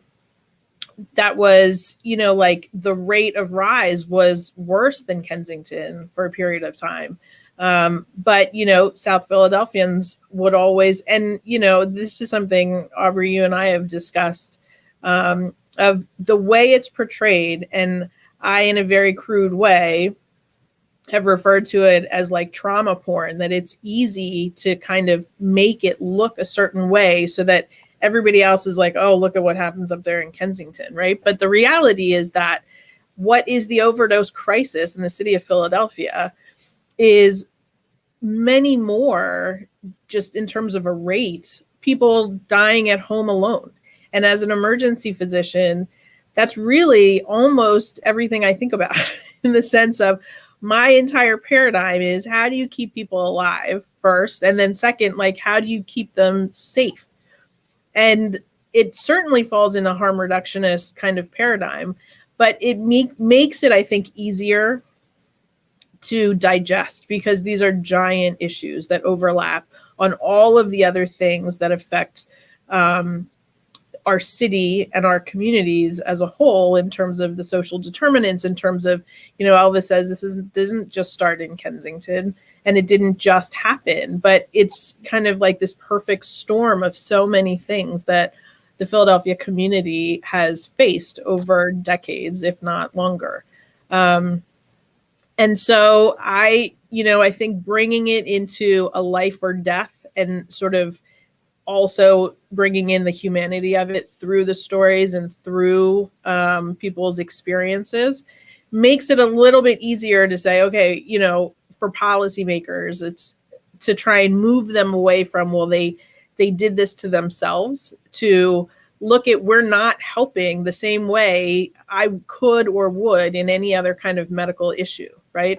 And bringing it into kind of I know the harm reductionist world doesn't love this, but like bringing it into a medical realm, at least in terms of understanding that this is life and death. These are human lives. These are family lives. And so we approach keeping people alive in this regard the same way we would for every other thing.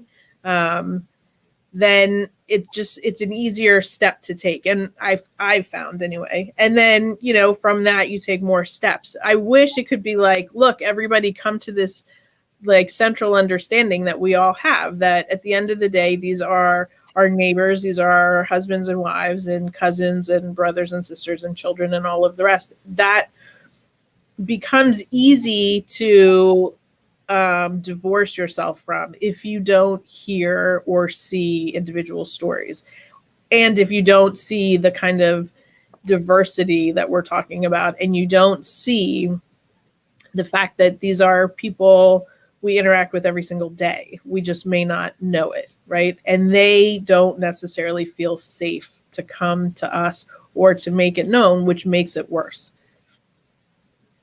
Yeah, Bill, you mentioned that earlier, that you found it really hard to talk to anybody about it because you didn't see like anybody in your realm kind of struggling with the same thing that you were, even though there was probably a lot of people who were.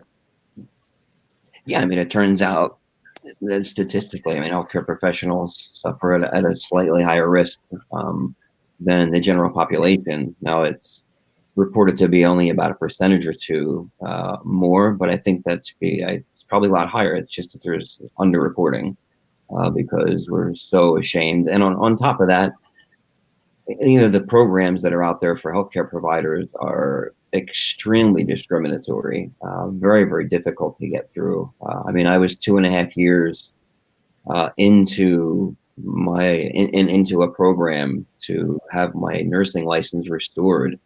and I had done everything that was asked of me on top of additional things. I had 6 months to go, and I made a decision to go on to buprenorphine as just with COVID and a lot of stress and different things happening. I kind of wanted to add some added protection and went on a medication. And as soon as I went on that medication, I was immediately discharged from the program.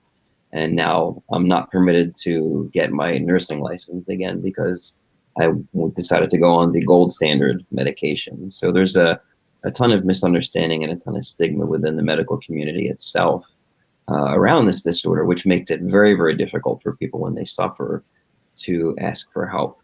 And so, yeah, I agree with pretty much everything that everyone said, yeah, just around stories. And like you said, every anti-stigma campaign that I've seen and every storytelling campaign that I've seen, it always uses that raising awareness. We're just raising awareness nonsense. Really, but what I think they're doing is they're just trying to satisfy just the voyeuristic desires of people out there. At this point, there's nobody out there who's not aware of that there's an overdose crisis, that there's a drug poisoning death crisis going on. Everybody's aware of that. What I don't think we talk about enough is the reasons like what Elvis talked about, that feeling of disgust that people have when they find out that you were a person who either uses drugs or used to use drugs. There's that, we have these feelings that generate inside of us, and that feeling of anger and disgust. I'm interested in where those feelings come from. And I personally believe it's because we don't talk enough about American drug policy and the history of American drug policy and how much of it has to do with race and xenophobia and hatred of people.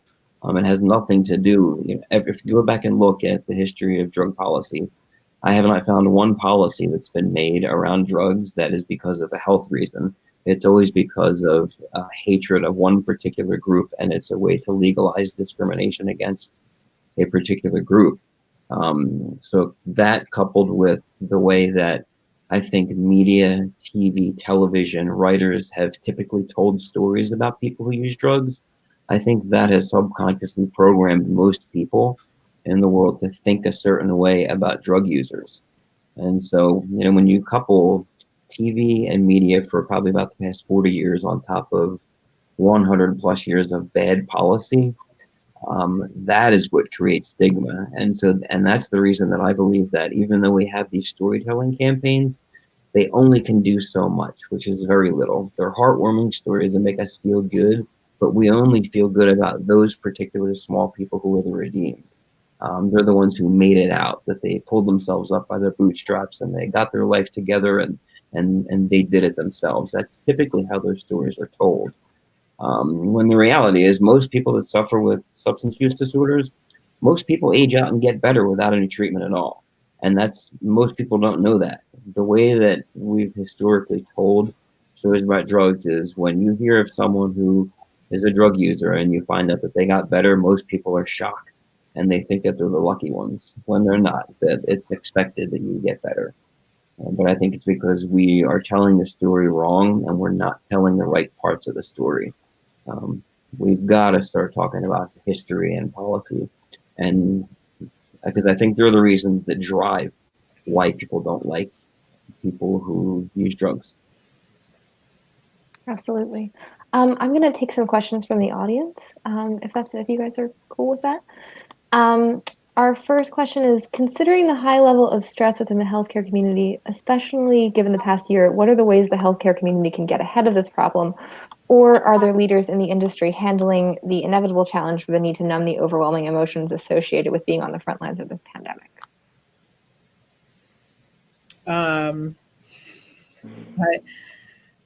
I think, unfortunately, I would say from 2019 data and very early 2020 data, I think we've seen that we haven't gotten ahead of it.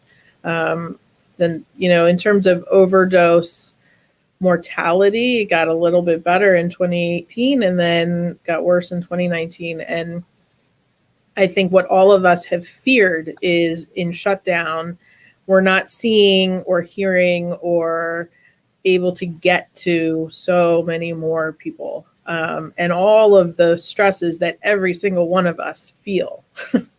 And every single one of us are struggling with some component of mental health, because we're social beings and we can't be social, and because we're just in this world of what feels so chaotic.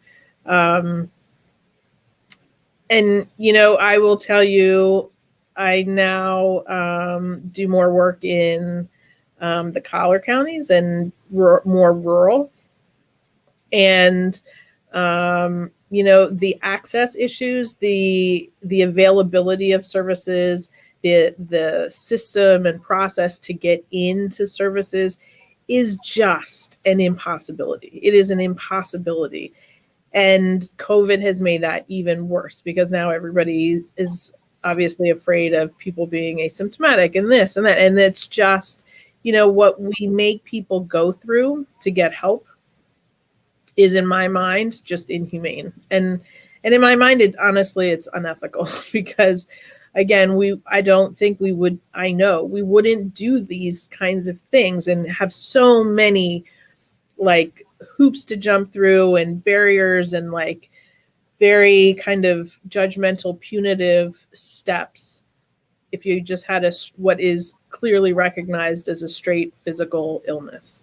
And so COVID has made it much harder. And I think the other thing that we've seen is the demographics have not necessarily changed, but just worsened in terms of a rise among populations who didn't demonstrate at least overdose mortality and substance use risks to the same extent. And so Black and brown communities who have, suffered in many, many ways under COVID, here's just another one where the overdose rates among those communities are now, worse than they've ever been. And we, again, if you focus on a certain stereotype of what a person who used drugs looks like and what they need and what they want and this and that, you're going to miss the vast majority of people who are really suffering and struggling right now. And that's on the full spectrum of both drug use and addiction. Yeah, if I may. Of course. I totally agree. And I think that, we're having this conversation more and more frequently amongst, the people, my peers, people that, that work in the field. And it's something that we're at a point where we're almost starting over. We have to reevaluate. We have to look at how we're going to treat. We have to look at how we evaluate people. We have to look at the directions. We have to look at the risk factors, because right now, that person that was put in that little box at one point, that was injecting and abusing opiates, is not the only person at risk anymore. We're seeing more and more cases of powdered cocaine that was laced with fentanyl, crack cocaine that had fentanyl in it, K2 that had fentanyl in it, prescription medications that it's actually fentanyl compressed to look like these things. That's now, showing up more and more often as the cause of an overdose for somebody that didn't present those risk factors at one point of dying of an opiate overdose or a fentanyl overdose.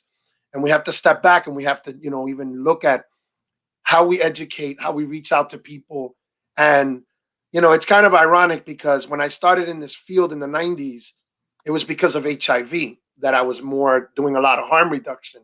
And I feel like we're back at that point where, well, I don't have to worry about this because I only sleep with clean people. Well, and now I don't have to worry about overdosing because I'm not shooting up like that. I'm just snorting coke, or I'm just smoking, and the reality is that anybody that is purchasing anything illicit on the streets today has to keep in mind that there's a probability that they will purchase something that could be deadly. And this is what unfortunately has to happen now, and we're still stuck. We hadn't even figured out how we were going to handle this situation a year ago, 5 years ago, and now that people are starting to push towards one direction, we come to this crossroad where now we have to change direction. and we have to make sure that we're inclusive, that everybody is included in this, not just a person in Kensington. Thank you so much, Elvis. I mean, and I think we're unfortunately running out of time, but I think it's a good note to end on, and something that's kind of characterized this whole discussion is that, like, this experience of addiction, the storytelling around addiction, the way that we talk about it can't be this very limited, very narrow picture. We have to broaden our outlook and our expectations, and hopefully our search for solutions as well. Thank you guys so much for being a part of this. You're all wonderful, and it's extremely nice to see you through a video screen. Hopefully next year we can do it in person. But thank you so much for participating. Yeah, have a great rest of the day. Thank you. Thank you. Thank you. Thanks very much. And yeah, that's it for me. So I look forward to the next segment. Thanks, guys.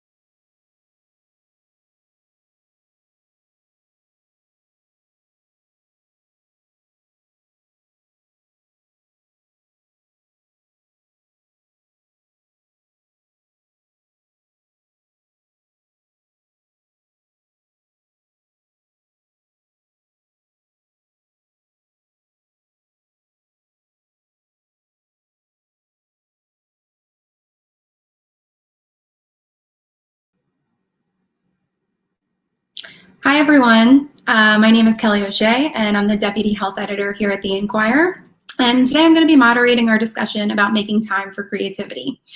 Just some quick housekeeping notes. I'm going to chat with the panelists for about the first 25 or 30 minutes, and then I want to give the audience enough time to ask their questions at the end. So please, as we go, drop your questions in the comments section below, and we'll jump right into answering them with the time that we have left. So now let me introduce our panelists. Vidya Viswanathan is a pediatric resident at Children's Hospital of Philadelphia and the founder of Doctors Who Create, a community of healthcare professionals focused on encouraging creativity in medicine. Hi, Vidya. Having me. Thanks for coming. Next up, we have Jason Hahn. He's a cardiothoracic surgery resident at Penn and a very frequent contributor in the Inquirer Sunday Health section. Hey, Jason. Hey, nice to be here. And last but not least, we have Risa Lewis. She's a professor of emergency medicine at Thomas Jefferson University Hospital and the creator of Visible Voices, a podcast that amplifies the voices of those who may not be recognized for the impact they have in their field. Hi, Risa. Hi, thanks for having me. Thank you. So you all are here today to talk about why creative time is so essential to processing stress and avoiding burnout, and how in the world you fit all of that into your already busy schedules. So before I jump into specific questions, I want to give each of you a few minutes to just tell us in your own words how you got into storytelling. You each have different writing backgrounds and use different modes of storytelling. So let's start with that. Risa, why don't you go first? Sure. I actually was fortunate enough to write a bit of a piece of my story in the Inquirer, and it came out around the time of today's conference. When I think about it, I've always sort of kept professional life and personal life separate. And therefore, in my mind, having always been a reader, storytelling was a little bit more for the private life, not for the professional life. And I would say much of this changed in 2014. I was asked to speak at TED Med. And as part of the preparation, we were assigned a master storyteller, like a professional storyteller. And up until that point, I can't say I knew there were such people. And it completely changed the way I see and saw professional talks. And there was a lot of encouragement of telling your story in the talk. And I had been brainwashed classic academic, like PowerPoint, tell the data, keep it, and in a way, keep out the personal. And it was a combination of preparing and giving that talk, as well as every single talk that I've given since, where I inject a relevant story.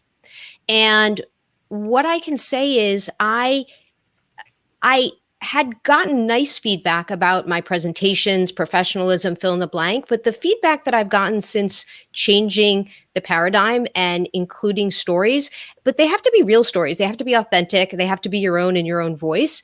It just connects more with the audience. And of course, in doing reading about storytelling, we all know that the audience connects emotionally and they want to know your true human experience. Mm-hmm. So, move ahead to, I started having friends and that were podcasting and listening to podcasts. And I thought, I'd like to learn a little bit more about this medium and get involved. So I was invited to participate in a few podcasts, and I started producing, creating, hosting my own podcast episodes.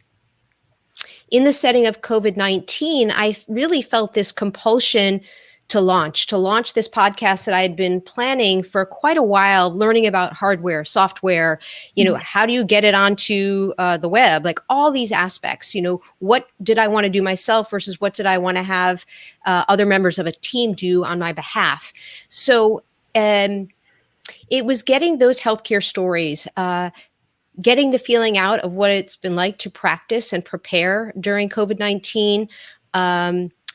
Within emergency medicine, I have some specialization in point of care ultrasound, talking about the use of ultrasound and how we were preparing in that way. Moreover, with the acute on chronic exacerbations and visualizations of structural racism and Black racism, getting those stories out as well. And so for me, storytelling is not only about sharing the stories of people's voices, and in what you said exactly, like amplifying voices of people that have subject matter expertise or have an important perspective. But also what I realized was podcasting and telling my own story through podcasting helps make sense of some of the happenings around us, specifically during the year of 2020.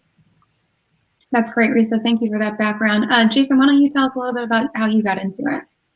Yeah, I got into storytelling with you guys almost 4 years ago now, when I was a medical student graduating and about to enter into CT surgery training. And it never felt like a professional endeavor or something that was artificial for me in any way, or lofty or purposeful. It just kind of felt like an extension of what we want to be doing on a day-to-day basis, an extension of our observations about our patient encounters, and reflecting on those kinds of things into a way that is personally meaningful for you. So in that sense, when I'm telling a story, it never really feels like I'm trying to, as Naomi said earlier, I'm not trying to lift up anything. I'm just trying to jot down my observations about my day-to-day. And it's been a very rewarding process, and that's very authentic to myself because I look at storytelling in that way. Most days we only get 30 seconds to 90 seconds per patient when we round on them in the morning. And then those conversations can be very short, but there's always something you can take away from it. And for me, that extends into the realm of storytelling. That's great. You guys both touched on this a little bit, but I want to dive into it a little bit more. You know, personal writing is so much different than the professional opportunities of writing for an academic journal or other medical audience. What are the biggest benefits you find to doing this? Either of you can jump in. Yeah, I can start us off. You're right. They're totally different processes. Professional writing is more empirical, more evidence-driven. Personal writing is more subjective for me. The reason I enjoy personal writing so much is because there are so many days I walk away from my day thinking these thoughts. I wish I had said something different. I wish this experience will change me, or I wish this experience will not change me. You know, I wish I could have been less judgmental. I wish I could have been more sympathetic. These are thoughts that you hold on to when you walk away from your day. And for me, telling a story about that particular day is an opportunity for me to rewrite that day and to make myself a promise to be a different person as I go into it in future encounters. And that's something that I can't really take for granted, because so much of how we interact with our patients and function as doctors and other providers depends on these sorts of gray qualitative understandings and breakthroughs that we make on a day-to-day basis. How we treat each other is less about empirical observations and more about subjective understandings or ideas of what kind of world we want to live in or what kind of communities we want to function in. So for me, the benefit of personal writing has been walking away from my surgical training experiences with those thoughts and with those promises to myself, so that I can keep track of where I am and keep rooted to the values that are important to me. Marisa, is there anything you wanted to add? Just that along the theme of moving the personal into the professional, one thinks that one's experiences are their own and no one else is having those experiences. And what I've learned is when you share things with colleagues, share things with friends, you realize they're having similar experiences. So part of the value in putting things down on paper, speaking these stories is, yes, it gets it off your chest and it helps you make sense, but also I think there's an element of helping other people feel less alone and less isolated. I've come to trust that if I'm having this experience, it's probably likely that someone else is having this experience. And that feeling that the sharing, the telling, the knowledge is going to be helpful to other people is really a positive. Yeah, and like you said, it's a great opportunity to find a community. You realize that other people are feeling the same way that you do. I want to talk a little bit about burnout. This was a problem that was rampant in medicine before the pandemic, and COVID-19 has undoubtedly exacerbated these feelings of, emotional exhaustion. How does writing help you process that and deal with that? Jason, this is something that I know you've touched on a bit in your columns for the Inquirer. Why don't you start? Yeah, CT surgery residency is inherently stressful, and I would say that I'm getting to know the concept of burnout, very intimately for the last 3 years, and I'm sure I will in the future. Writing has been helpful. First of all, it helps you figure out what burnout is to you. It's sort of a concept that's described very, very sort of impersonally and vaguely in many medical societies, and by talking about experiences and how you felt from it, you actually get to understand what that means for you personally. And also, writing is an opportunity for you to be vulnerable. There are very few opportunities that I have at work where I get to be publicly vulnerable, because you're put in positions where I don't think you can express that kind of sentiment in situations that are emergent. You really have to even sort of deny yourself the opportunity to feel that way. But when you write about something, you finally get to admit that to yourself and say that maybe you weren't invincible, you didn't walk away emotionally untraumatized, and you tell yourself that those things are actually okay. And even among colleagues of mine, co-residents, opportunities to have conversations like this, I believe, is the best antidote to burnout for us collectively. Yeah, Jason, I love your columns where you've written that, it kind of helps you forgive yourself for something that, you maybe were beating yourself up over, but in writing it down, you can kind of walk away from that and know that you've learned from it. Risa, what would you add? I've always been a fan of self-care, and emergency medicine has some of the highest rates of everything you can imagine, burnout namely being one of them. So it's been on the radar. It's been in the emergency medicine literature for a very long time. What I've been thankful for during 2020 is that this concept of burnout and the importance of mental health has been much more open, much more talked about than ever before. And this is certainly something in medicine we're not used to. So again, always being a devotee of trying to take care of myself, I think for me, the writing and the storytelling through podcasting has helped with that taking care of self, because if something is enjoyable, something sort of is fun, something that kind of lightens your mood by spending time on that, then that's sort of contributory to that self-help. And that's how I feel when I'm preparing the episodes, when I'm recording the episodes. I'm thankful and amazed by the people with whom I get to speak, and having that exchange of conversation, if it is virtually, is still quite a nice energy exchange. Video, we were just talking about burnout and how writing or storytelling helps us deal with that. What are your thoughts on that?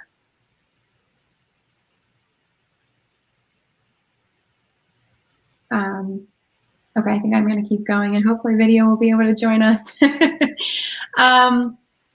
I wanted to talk a little bit about the fact that creative time is something that historically has not been very supported in medicine. It's a very fast-paced, productivity-driven environment. How do you justify that to yourself and to others? Risa, why don't you start? Sure.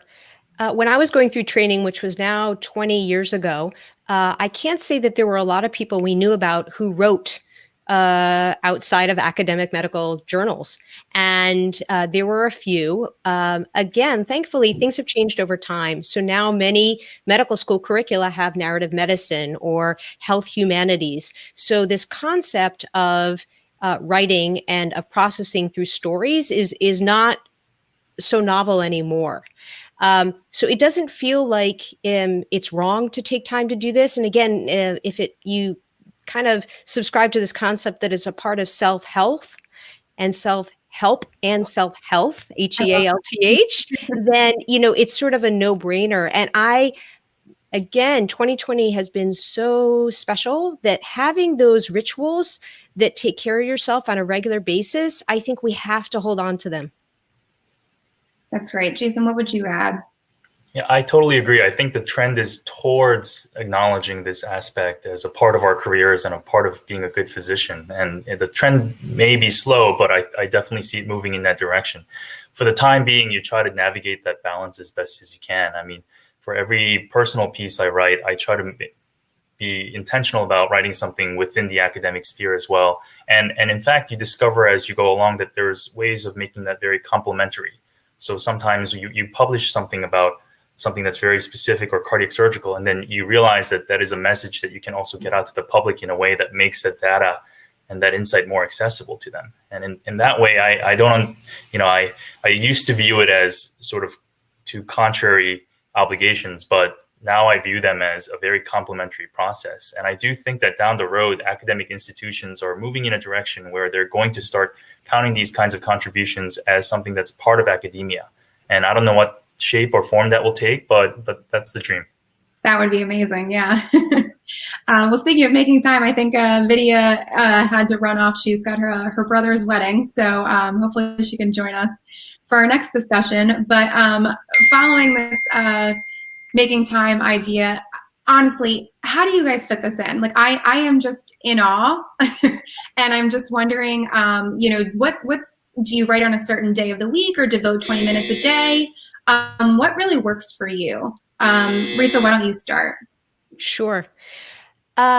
So I read about writing. I read about speaking. I'm very self-proclaimed geeky. I love learning, and I love always working on self and improving. So I've read about people that write as an exercise, that you need to do it regularly, you need to do it daily, you need to sit.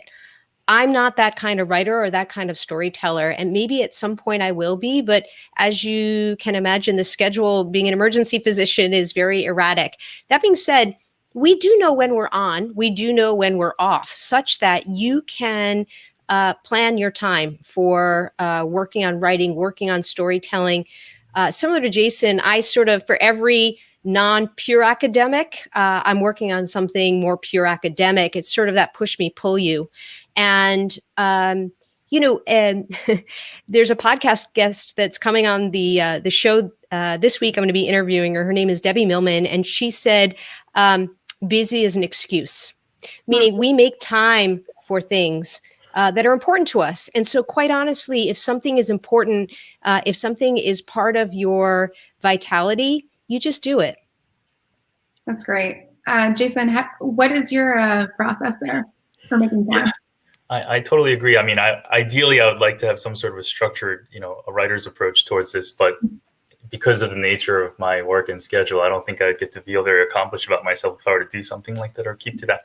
I think you have to recognize that writing doesn't come in one fully developed piece if you're trying to put something together on a physician's schedule. And you have to realize that, maybe for Mozart, everything comes together at once. For a physician writer, some days you're going to find stories from patients. Some days you're going to find an insight that you want to incorporate. And some days you're going to find a cool reference, or you're really reading a book and you'll be like, I really like that concept and I'd like to use that in my writing later. And even if those things come in separate buckets on separate days, you kind of have to catalog them and then realize that maybe someday they'll all line up in one piece. And because you've already thought about them or you found them to be emotionally salient, you get to start not from a blank slate, but the moment you open up your Word document, you've already got 150 words about your thoughts that were authentic at that time period. So you really have to go beyond the limitations of one setting and one time and location. So for me, I keep track of all those things, and then I know we'll talk about them later on in this panel. And then I'm very flexible about how they come together. So just like Risa mentioned, on some days you'll find yourself having a 4-hour protected window of time, and during that time you just kind of synthesize everything together. That's sort of my strategy. Jason, that's a really great segue into, I want to give you each a little time to talk about and really explain the process you use to put a story together. Where do you get your ideas? Do you have a system where you keep a journal or like a running notes app in your phone? Can we talk a little bit about that and explain that to the audience? Yeah, absolutely. And I was just relaying this message to a group of Penn Med students recently, but for me, it's become a very organized process. And I always used to think that it was all organic, but I do think organization actually helps a lot in this process. So I asked them to build 3 columns, one for meaningful encounters or stories that you come across in the hospital, and one for interesting, references or ideas that you want to touch upon later, and one for like what you like to think about. So this may be unrelated to the field of medicine, but it might be a hobby of yours that's related to sport, or maybe it's about music. But if you come across something interesting in that, write that down too. Because for me, what really lowered the activation energy to really get writing about something is recognizing that research for writing can be about things that you already like to think about. The formula for your pieces can combine those things, and it is just as legitimate because it is a storytelling about your personal thoughts and insights. So if I want to combine a social psychology study insight into a patient encounter that I experienced recently, and then combine it with a quote from a book that I enjoyed reading, then that's totally valid. That's your perspective. So, and none of that feels like you're doing research outside of your own time because, well, you are doing that already. Mm-hmm.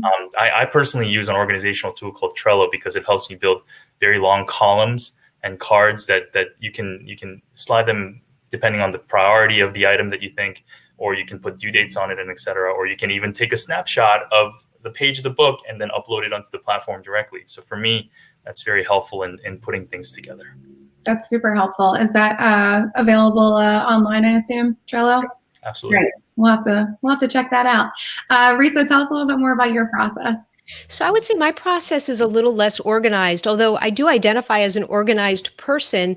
This aspect is not so organized in that I'm thinking a lot, and a lot of my thinking and sort of collating of concepts, stories, ideas comes either while reading and getting those aha moments. It could be while walking. It could be while listening to other podcasts. It could be by doing yoga. In other words, these times that are allowing the mind to sort of percolate, simmer.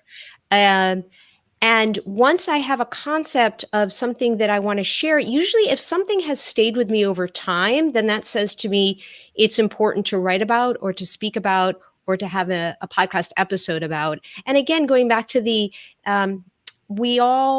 we think that we are experiencing things only alone and by ourselves. And then you realize once you start spreading your stories, everybody's having similar experiences and they get their aha moments and they get their closure sometimes by listening to your story or by reading your story. So it's a little bit of like trusting that we're all having similar experiences and trying to help share that as a means of like closure, self-closure, but also as a means of sharing and hoping that it's going to be helpful to other people.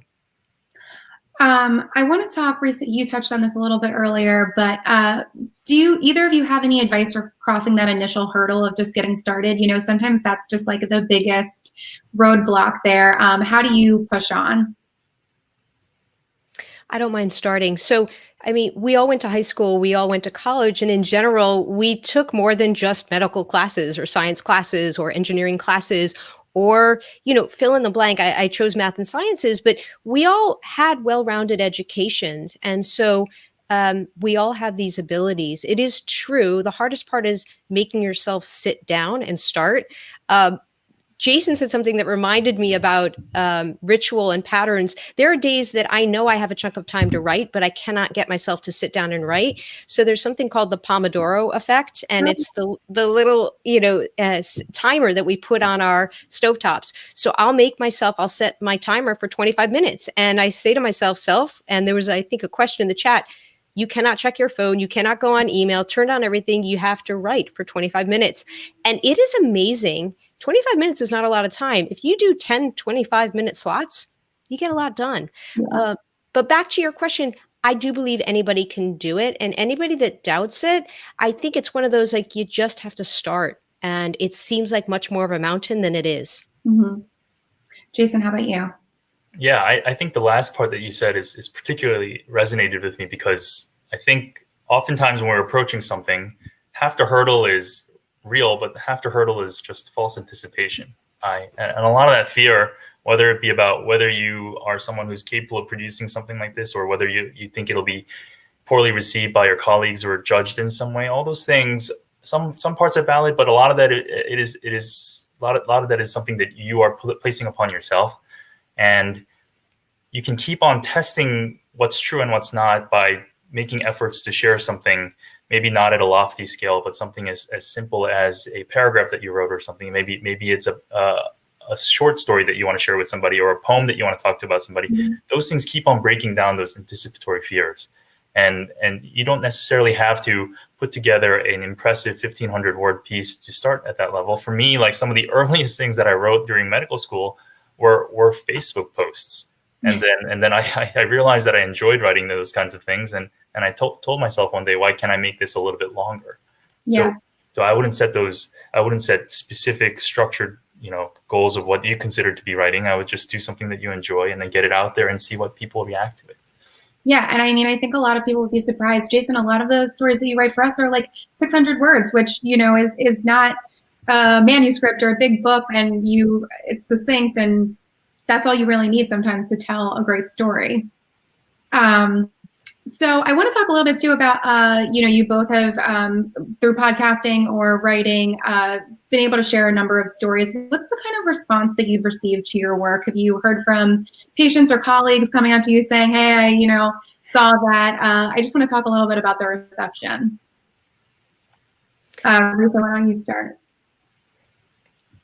So, when I've told stories in the setting of giving a lecture or being in front of an audience, usually the reception or the response is real. People come right up to you. In the setting of a podcast or in the setting of a piece of writing, I was able to have an op-ed this year in the Philadelphia Inquirer. It's really interesting to see who is inspired to contact you and sort of what the context is. Almost always, and this goes back to this theme that I've shared during our talk today, is people generally reach out when something you write, something you say resonates, and they basically are like, yeah, me too. Yeah, me too. And again, that goes back to, the de-isolating and the fact that we all are having the same human experiences. So sometimes it's been by email, sometimes it's real time in person. I think those are the two general venues people have contacted. Great. How about for you, Jason?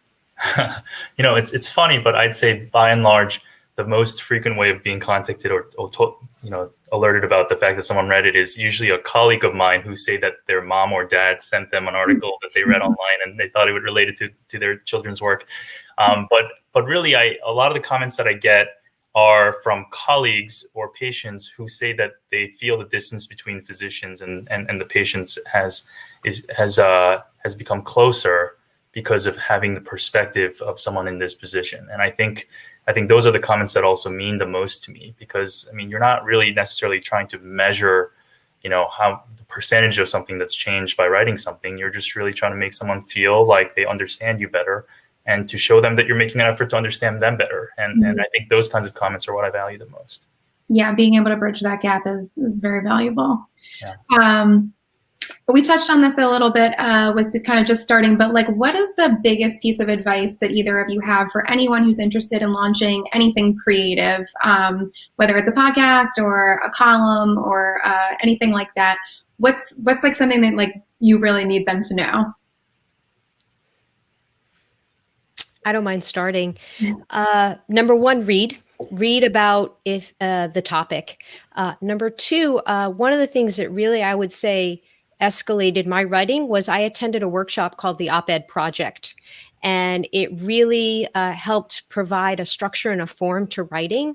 And it talked about how to get your message. And it actually, in this time of, amplifying voices and voices that aren't often seen or heard, it really sort of prioritizes getting those voices out there. So consider a workshop online or in person and read about it.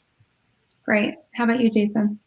Yeah, I think identifying something that you enjoy the process of, regardless of the outcome or the reward that may be attached to it, is really important in this process, because so much of the fear is of, the red ink or this idea that you're going to get a rejection after putting in all this work. But really, if you want to create something, that process is inherently enjoyable for you because it is a creative process and you find something intrinsically rewarding about it. So I think the most important thing for me has been totally disattaching those two things, which is hard to do in this academic medical sphere, and to write because it doesn't necessarily lead to a promise of something, but it's because you inherently enjoy doing something and you need it for yourself.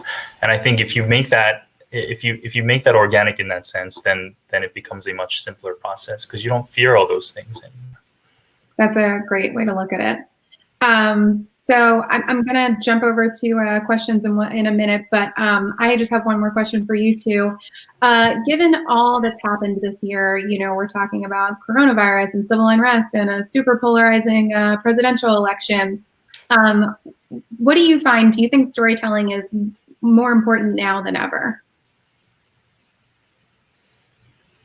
So the answer is yes on all fronts. And I think we touched on a lot of the reasons why, it's therapeutic for the writer, it's therapeutic for the audience. I like Jason's emphasis on, there's not an outcome, there's not a goal. It's actually for health and for taking care of self. And as what I've said a few times, I really think it doesn't just help you, it helps other people, and people will let you know that. That's great. Jason, how about you? Yeah. I actually think that, I didn't personally even appreciate how powerful storytelling could be until we entered this era. And, a lot of my work in CT surgery, patients come in because they have very convincing symptoms or they've been worked up from something that they can't ignore anymore. But, when it came to dealing with the pandemic, all of a sudden, even the professionals were facing a lot of uncertainties about what to do or what to advise people on. And it became more and more important for us to know how people were perceiving of the pandemic and how they were psychologically reacting to it, in addition to what we knew objectively within medicine. So, for example, like you can have symptoms, but maybe part of the fear that you have with coming to the hospital is the increased risk of catching coronavirus, and that delays your care. Those are aspects that are sort of on they're not necessarily, objective things that are guiding it. They're how we react as human beings to the information that's presented to us. And that's all in the realm of storytelling. Your fear is defined or quantified by what you're picking up on a day-to-day basis based on other anecdotes that you're reading about or stories that you're reading about on the news or tweets that you're following. So therefore, stories really determine your behavior and your health during the pandemic. And even after having written for several years, I didn't quite understand how powerful it could be in this setting until this past year. Yeah, that makes a lot of sense. So let me take some questions from the audience. We've got a couple here. One person says, stories come to me at the most inopportune times. I've taken to talking a summary of my story into the notes app on my phone, hoping to come back to it at a later time. What are some of your tricks to sudden creativity that happens at the craziest moments of your day? Do you want to start, Jason? Yeah, sure. I totally agree with what you're saying. Like, I'm probably a very rude person to have dinner with because we'll be having a conversation and I'll say, like, I really need to write this down. Or when you're listening to a podcast while you're driving to work, yeah, I mean, those ideas are coming to you while you're driving. So it's very difficult to write those things down. And as I said earlier, I kind of accept that that's going to be part of the process. And I write them down as it comes to me. Like sometimes I make 2-sentence notations about something. And then I get home and before I fall asleep, I flush that out a little bit more. And then at the end of the day, you have 75 words and you don't know what it's going to mean to you later. But you create ways of turning those inopportune moments into a productive process by being mindful of those inherent limitations and bring those things up later when you can. I sometimes have aha moments in the middle of the night. Like literally, I'm woken up from sleep with a clarification, with an aha, with something. And so I find writing it down allows me to go back to sleep. So writing it down, I will send a text to myself and write a note of a person that I really would like to speak with for the podcast. Reese, it's funny that you mentioned keeping you like having that moment in the middle of your sleep. Our Stacey Kahn, who helped us present last year, had said like writing is about helping you fall asleep and getting those feelings out so you can like move on with your day. And that's funny that you're bringing that up again as well. So another audience member asked, they said, I find it difficult to sit down at a specific time. I have my phone on me all the time, and I find myself writing at any point of the day whenever the mood strikes. Do you guys have any advice for maybe setting a specific time or just like letting it happen organically? I'll just re-echo the Pomodoro effect, 25 minutes. How about you, Jason? No, I totally agree. I mean, if I want to write something down during the day, it's usually the 25 minutes I have in between cases. So during that time, I can't turn my phone off, but it is a short period of time that you can use towards something productive if you just give yourself the opportunity to be. I have colleagues who say, oh, you know what, like that's lost time because I'm never going to be able to focus during that time. Why bother? Why disappoint myself? Mm-hmm. But you kind of have to allow yourself to be disappointed, even if you fail, but keep trying with those 25-minute windows that you get in your day, because sometimes that's just as good as it gets. Yeah, and I feel like Naomi in the earlier session really hit that point home. That was only 8 minutes of writing, and a lot of people had a pretty valid story or somewhere to start. So when you're looking at 25, think about how much you could, really get done in that amount of time. Let's see. Jason, somebody also is a big fan of Trello, so it looks like you're not the only one here. Another commenter asked, they said a blank page is so awful, so I start out writing complete nonsense, even if it's just, I'm writing right now when I'd rather be eating cupcakes, and then cupcakes remind me of something, and so on. How do you focus yourself and keep track?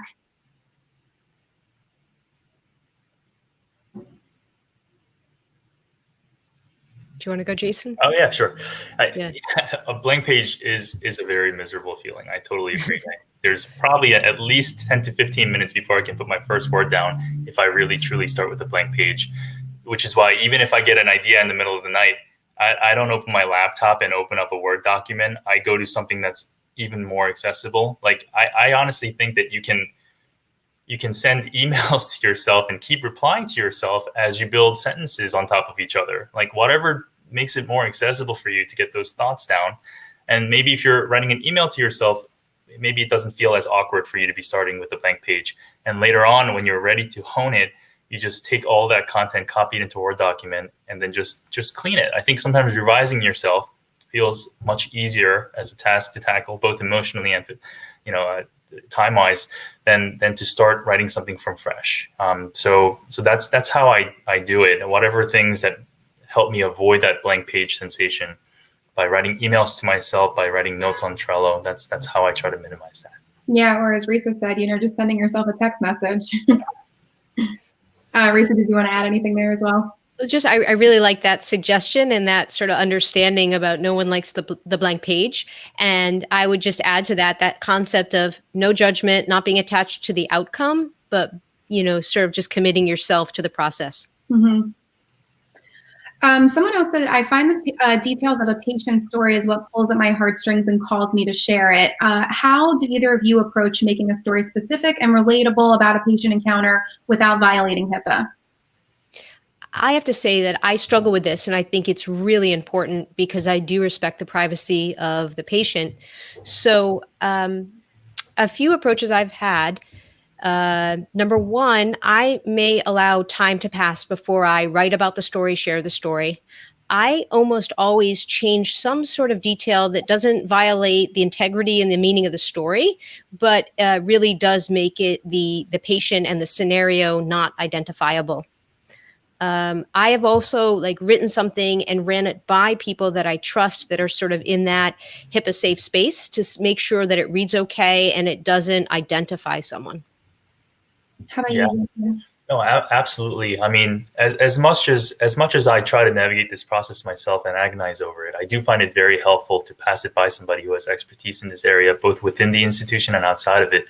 Because at the end of the day, there are things that you can do to address it, but you still want to pass it by somebody that you trust. And on my end, if I find that I can change certain elements of the story and the general idea still comes across very effectively, then I do that rather liberally. If I find that certain details about it are so important to me and important to my relationship with that patient and I want to maintain it, then I just kind of bite the bullet and get their consent. And then I send them the article after it comes out. And generally, it's something that they appreciate as well. Yeah, Jason, I was going to add, in working with other doctors who write for us, we've had that happen a number of times. And more often than not, the patient is glad to help the doctor share the story and share the information that they garnered from that patient. So it seems like that's generally a well-received ask. Let's see, we have another question. Somebody asked, how do you assimilate quotes and concepts from other books, essays, etc. Into your writing? I always seem to forget despite bookmarking or highlighting things. So I will say that I've been collecting quotes for years. I love quotes. And back in high school for Latin class, we used to have to memorize quotes from the Aeneid. And so, number one, you can start a document where you write down your quotes and the source. So that's one way. That's also similar to, there are people, the New York Times Book Review podcast is one of my favorites.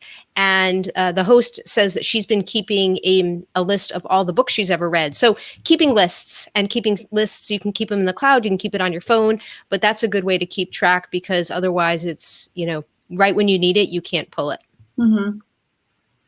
Yeah. You come across so many impactful quotes on a day-to-day basis. I think, first of all, I try to set my threshold for what I want to use in my writing very, very high, just because there's so many good quotes out there. Wow. And it makes, when I decide to use a quote, it makes that quote particularly more personally meaningful to me. And sometimes if it's hard to highlight and keep track of these things, which I totally agree, it sometimes disturbs the flow of reading that passage that you enjoy, then maybe when you come across that quote, that in itself is a starting point for your writing piece. Maybe instead of waiting, maybe instead of writing everything else and then waiting for that quote to come along, that quote is what you want to feature centrally in your piece, and you use that as a central impetus for getting started that day on your writing, and that way you won't lose it. That's great. Somebody else, just kind of a sharing here, but they said, what they've found over the years is that practice is important, and to build your writing muscle, you need to just simply write. And, even if that means starting small, I have a question for you guys on that. Do you find it's easier now than maybe when you first started, because you've been building that muscle and it doesn't seem quite so of like a Herculean task, if you will? How have you found that over the years? I would say yes, it's easier now. And it's a combination of actually doing the work, but also that same theme of reading about it. And also in the academic medicine world, there's a lot of opportunity to be a peer reviewer. And I have found peer reviewing to be one of the most helpful ways of becoming a more comfortable writer, because you see what works, you see what doesn't work, you learn sentences, you learn words, you learn sentence structure. So it's kind of an increased and a different perspective of exposure. Yeah. How about for you, Jason? Yeah, I totally agree. I mean, not only is writing a skill that you get better at with practice, in some ways you're replicating your stylistic, the stylistic things that you pick up about yourself. I think no matter how inventive or how famous a writer is, I think they are in one sense replicating their own voices in ways that has worked, while adding new bits that they want to make to create new stories. So when I write something, it doesn't feel anymore like I'm reinventing 100% of what I'm writing. I'm inserting different bits that I want to, but certain sentences that serve strategic purposes, they're kind of come naturally because you've gotten into a habit of writing in that fashion. And you've gotten into a habit of transitioning from one thought to another by using this type of structure. Mm-hmm. So because of that, it doesn't feel as onerous to me to write now. And maybe that is the essence of practice. Yeah.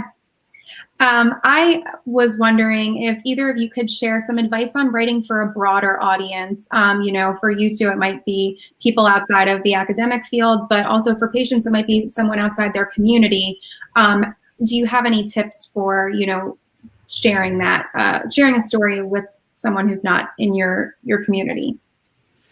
This goes back to something we both said about having your people on your personal board of directors who are your readers. They'll and people that I trust, people who are my go-to people, definitely not all of them are in medicine or in healthcare. And so having others read and give feedback and say, I have no idea what you're talking about, when you're using these medical terms, or that doesn't make sense. Mm-hmm.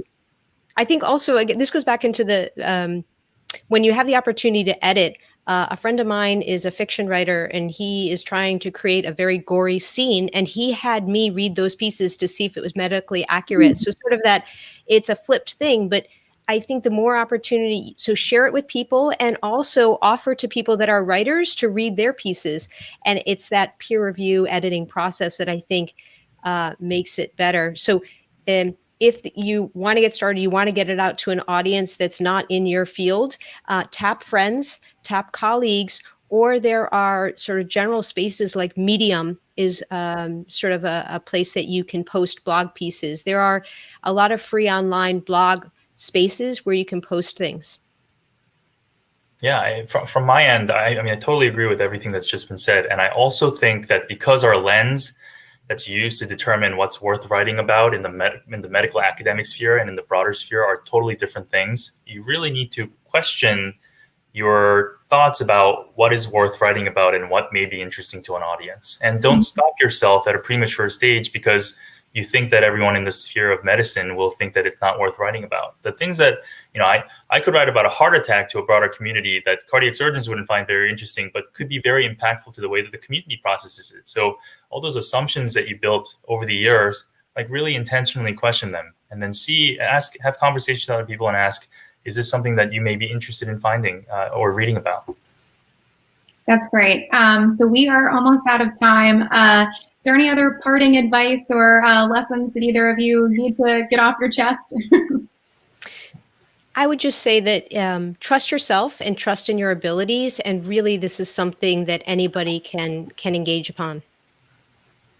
Yeah. And I would say write about things that you feel you want to do already, right? So like if you want to thank a colleague, you're already doing that maybe in a conversation, but that's also a good reason to write, highlighting someone's good behavior.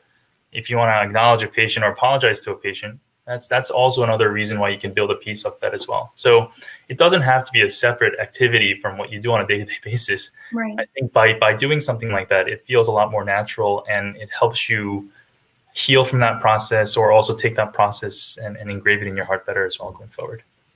Well, I just want to thank you both so much for really breaking down the stigma of writing is something that I can't do, or it's too hard, or it takes too much time. You have given us so much advice for how to get started and keep that going. So thank you to you both, and thank you also to our audience for such thoughtful questions. This has been a great panel, and I just can't thank you enough. So on that note, thank you, everyone. We're going to reconvene at 3:15 for a very fun session with Marianne Leary of Penn Nursing and Neil Bardem of First Person Arts. They're going to teach us their secrets to getting on stage and becoming a great live storyteller. So we'll see you back here in 15 minutes. Thanks.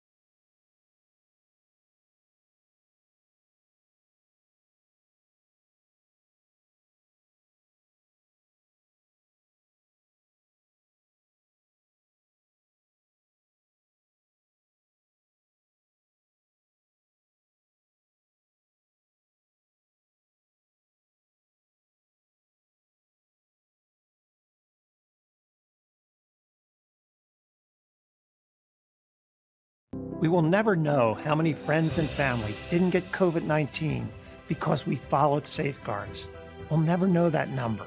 We'll never know how many lives we saved because we wear masks, wash our hands, and keep our distance. We'll never know exactly who we help when we take protective steps each day. We'll only know that we did all we could to save people from a dangerous pandemic. And that's a nice thing for us to live with. Together, we are beating COVID-19.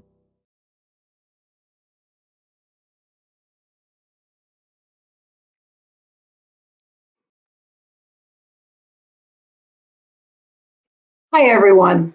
Time really flies when you're hearing great stories. I can't believe we're almost to the end of our first day of telling your health story.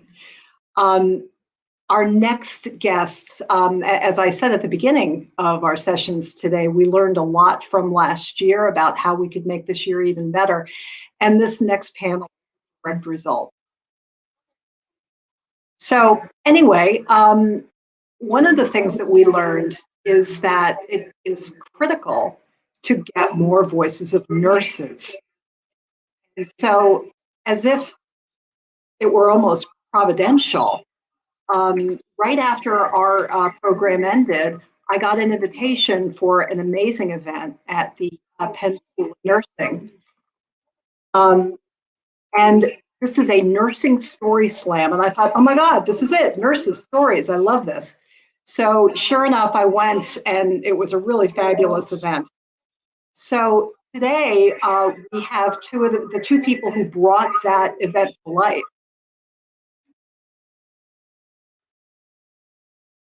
And I'm getting a really odd repeat here. Is anyone else getting this repeat?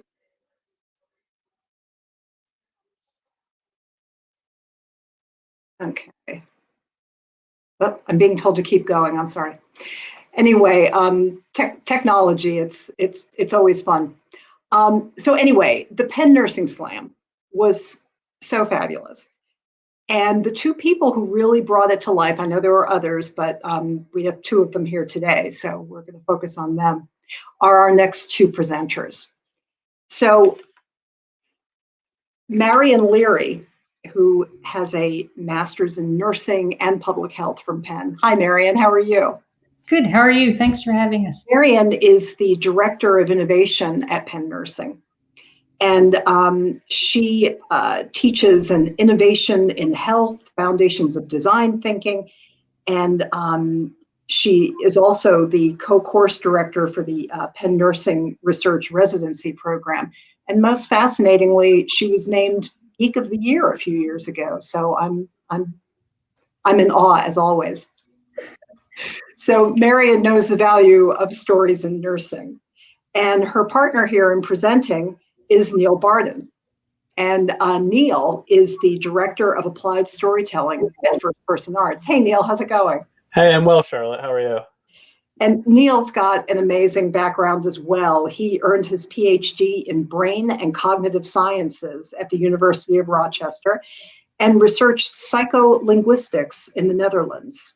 He now works in science communication consulting and is part of a improv science team. Now, I think that anyone who lives in Philly knows about First Person Arts. And back when we could go to things live and in person, I enjoyed a couple of really great evenings with First Person Arts events. And I know we can do them online, but I'm looking forward to being able to do them in person too. So anyway, with that, I will ask Marion and Neil to take it away. We have a lot of interest in folks who want to participate in the Story Slam tomorrow. That will be our closing event. And you'll see in your program where you can sign up for it. Unfortunately, we cannot guarantee that we can accommodate everybody who signs up, but we will do our best because we know that you all have amazing stories to tell. So, Neil, Marion, tell us how to tell a story. Great. Well, thank you all for having us. We're sharing. All right, and I'll get started. Also get word feedback. But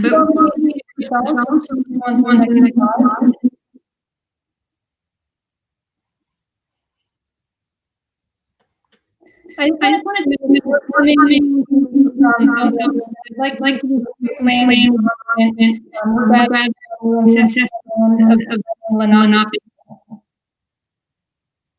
All right. So next.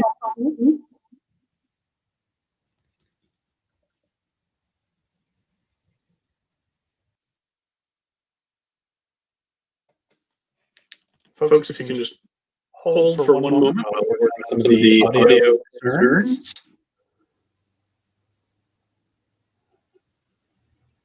All right, Marion.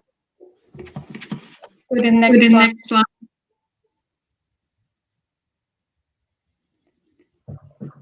Great. So we're going to set this and show you the nursing trailer.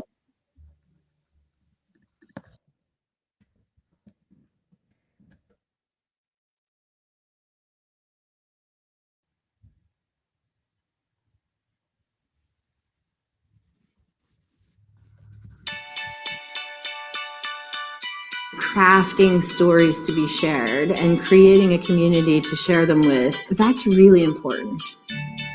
And he says, "So you're a nurse, right?"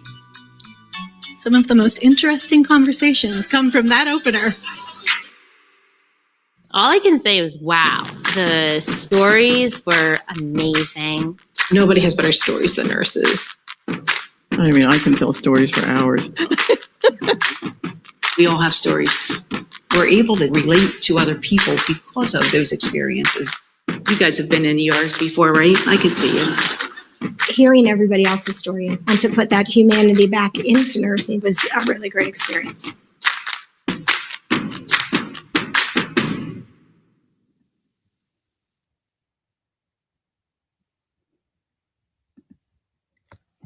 Great. So now that you've seen a bit about the Story Slam, I'd like to tell you a little bit more about how it worked on our end. And the way that we invited staff, faculty, and alumni from Penn Nursing as well. I think they were on the, can you go to the next slide, please? Great, thanks. So we invited nursing students, staff, faculty, and alumni from Penn Nursing, as well as from the Penn Medicine health systems to apply to tell their true real-life personal stories about their nursing experiences and insights, stories that really highlighted the depth, breadth, and diversity of the field. So nurses aren't generally trained as storytellers, which is why we partnered with First Person Arts to provide a mastery storytelling workshop for all of our storytellers. We really wanted them to feel that they were getting the skills that they needed to be able to perform their stories live in front of an audience in a more comprehensive way. And Neil's going to talk to you more about that in a few minutes. Next slide, please.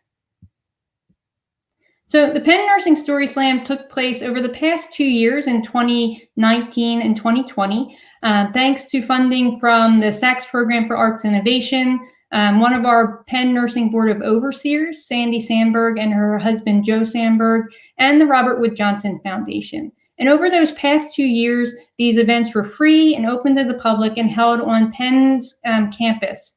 Both have been extremely well received and well attended.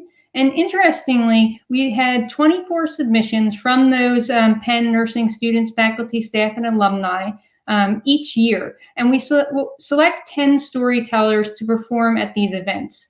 Now, it is inevitable that nurses have other things that come up. And so we also make sure when we pick our 10 storytellers that we also pick 3 alternates so that if somebody needs to drop out or back out for whatever reason, we have another storyteller in their place who's ready to take the stage. And like I mentioned, both have been really well attended with standing room only for our first year and then over 200 attendees for the second year. Next slide, please. So it's really important to us to relay to you why it's so important for nurses to use the power of storytelling. Next slide.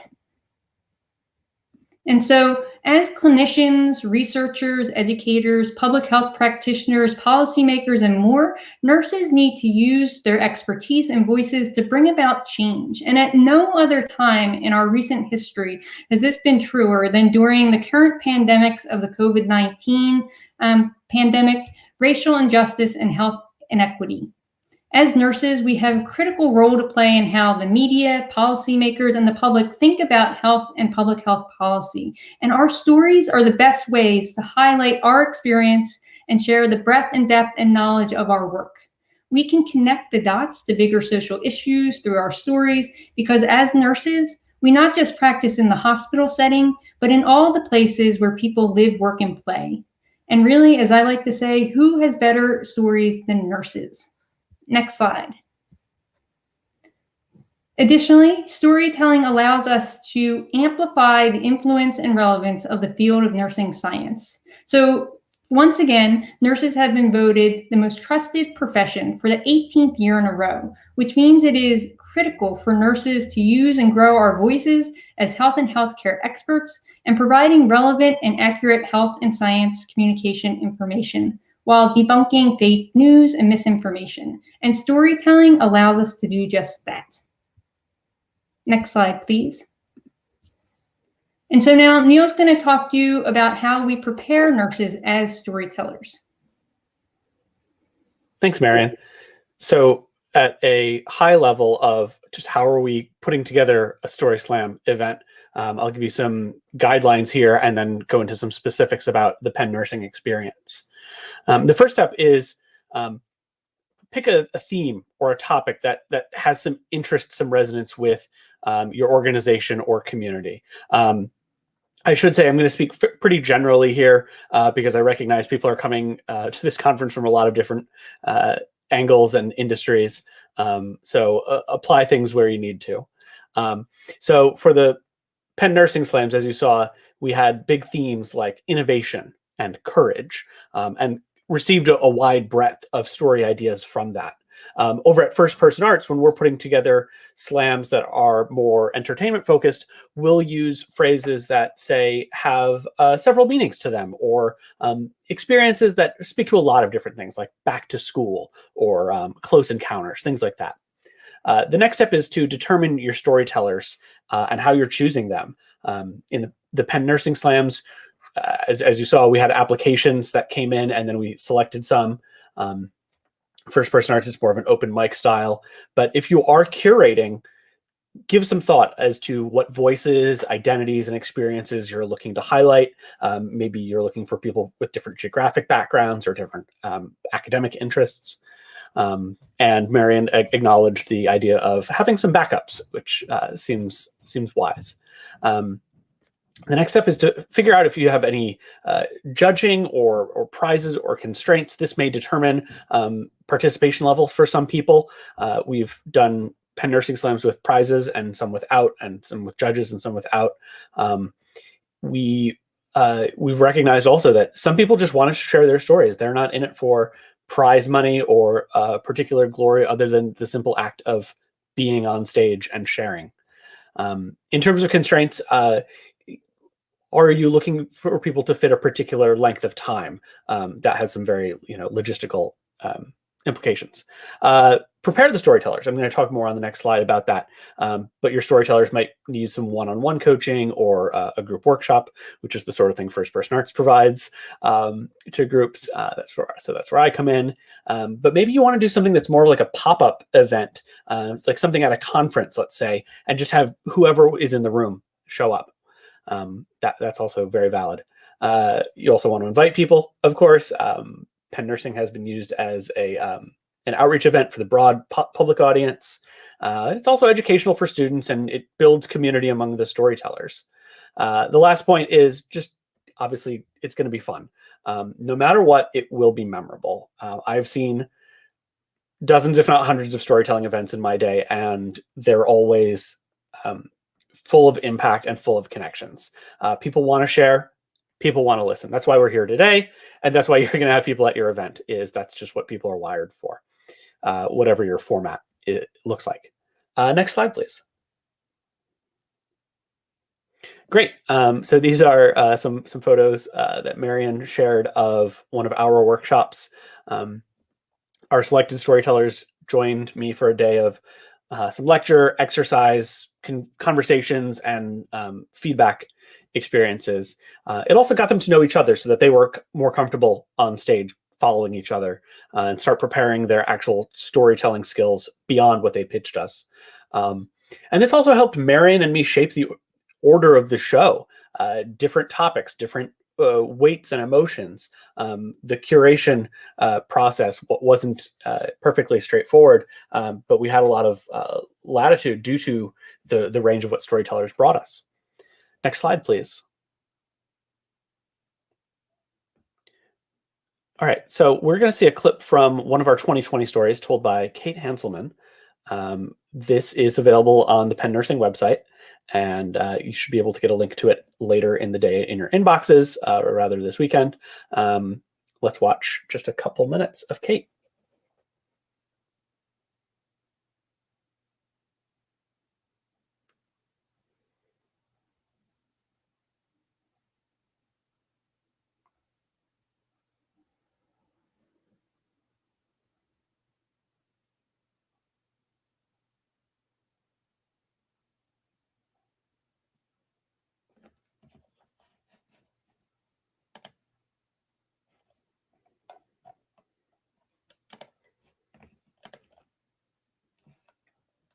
Are folks able to hear the audio for this video? Which is a place of equal parts pure refinement and brute strength. As Cal says, there are tweezer people and there are cleaver people. And he is of the latter persuasion. He's built like a fridge. The tattooed names of lost loves curl out from under collar and cuff. And he's always throwing something impossibly heavy over his shoulder. A sack of onions, a case of beer, his 6-year-old daughter, their giant German shepherd. So one day, Cal finds me, and he says, "So you're a nurse, right?" Some of the most interesting conversations come from that opener. "So you're a nurse, right?" And he starts to tell me how he's having a hard time at work. And he's having a hard time at home. And he's having a hard time in here. And that's when I hear it. So I wait. I wait. And he tells me slowly that sometimes his chest gets tight and his heart starts to beat too fast, and he feels hot and shaky, and he starts to sweat, and he can't breathe, and he feels like he might die. It scared him so badly he went to the hospital.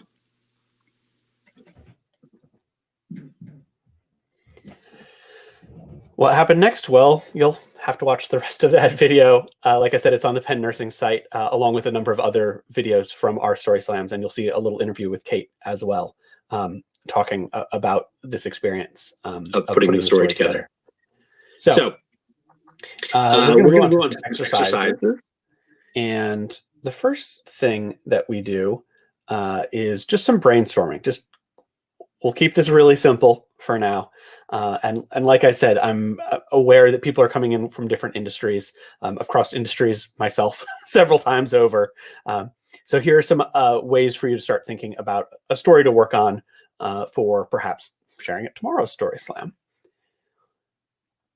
What day are you most proud of in your career?